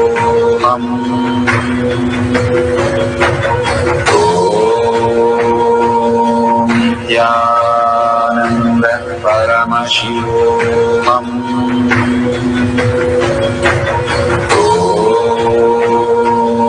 Nithyananda Paramashivam. Nithyananda Paramashivam. Om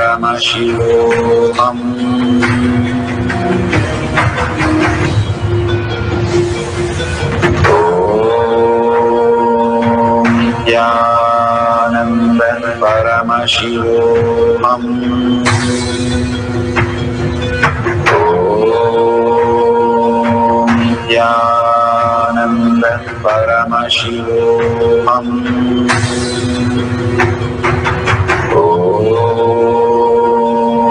Nithyananda Paramashivam.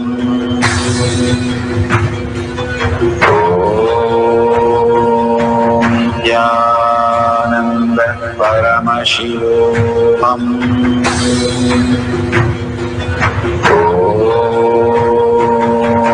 Nithyananda Paramashivam. Om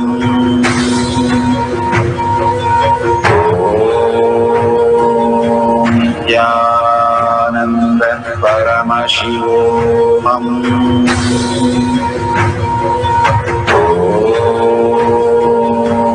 Nithyananda Paramashivam. Om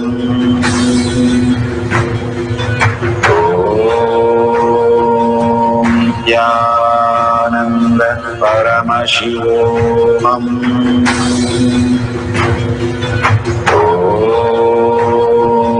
Nithyananda Paramashivam.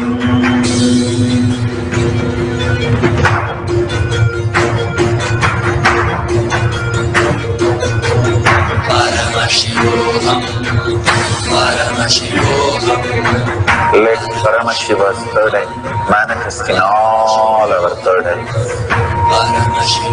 Let the Amrita pour, let the Vani open up, manifest in all of us.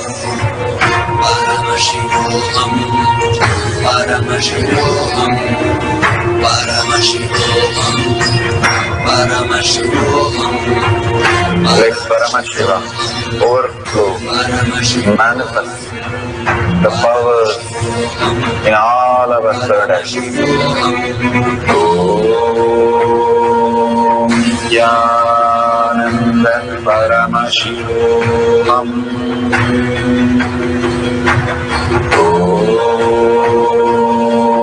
Nithyananda Paramashivam. Om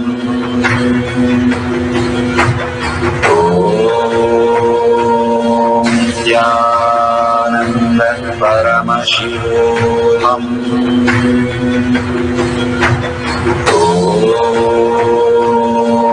Nithyananda Paramashivam. Om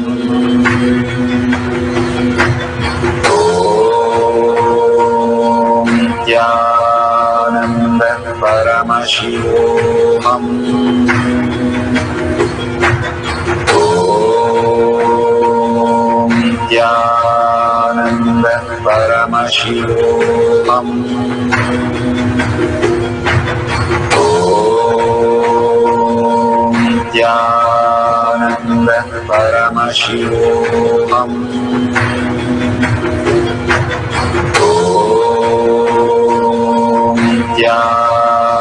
Nithyananda Paramashivam. Om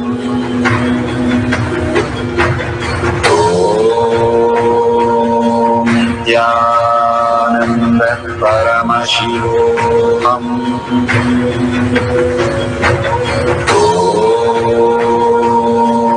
Nithyananda Paramashivam. Om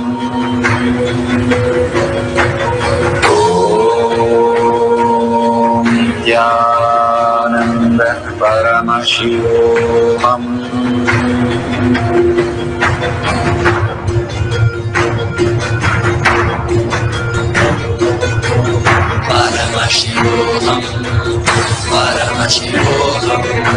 Let Paramashiva's third eye manifest in all our third eyes. Let the Amrita pour, let the Vani open up, manifest in all of us.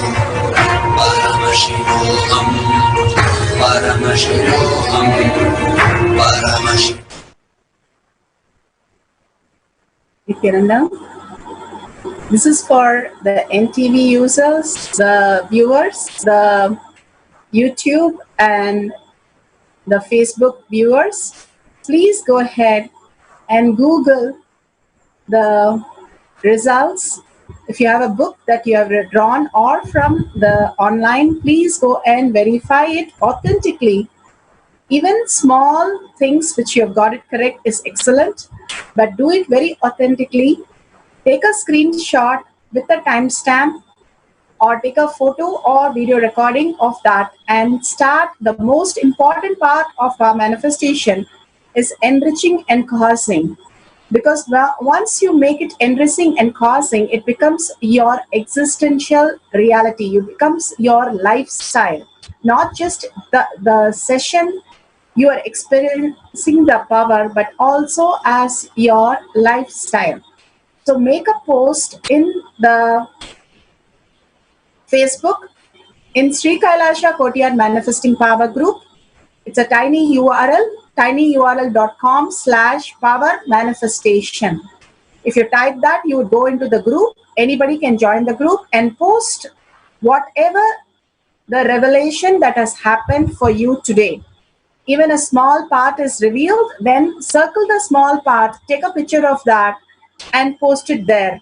Enriching is pulling out of delusion, and sharing and causing more people to come to satsang is causing their reality, which is nothing but your reality. As consciousness, when you live, Bhagavan beautifully says, you do not just compete with others, or you do not just compromise with others, but you complement each other when you live as goddess and gods.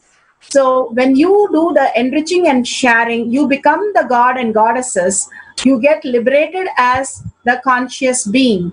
That is why the enriching and causing is a very important part of our manifestation. So every time you cause your reality or cause others' reality, simply go ahead and share and let it become your conscious space. If you go to a temple and ask the deity for something and it happens, what a joy you have. Same way, when you share that with many people, you bring in more joy and more excitement, that becoming your reality. Your trust and your cognition that the deity is responding to you becomes more and more each time that happens. Same with power manifestation. If you share what you have manifested, that is great. If you have not manifested yet, you can manifest and then share, or you can share the people who have posted to others also. So don't miss it.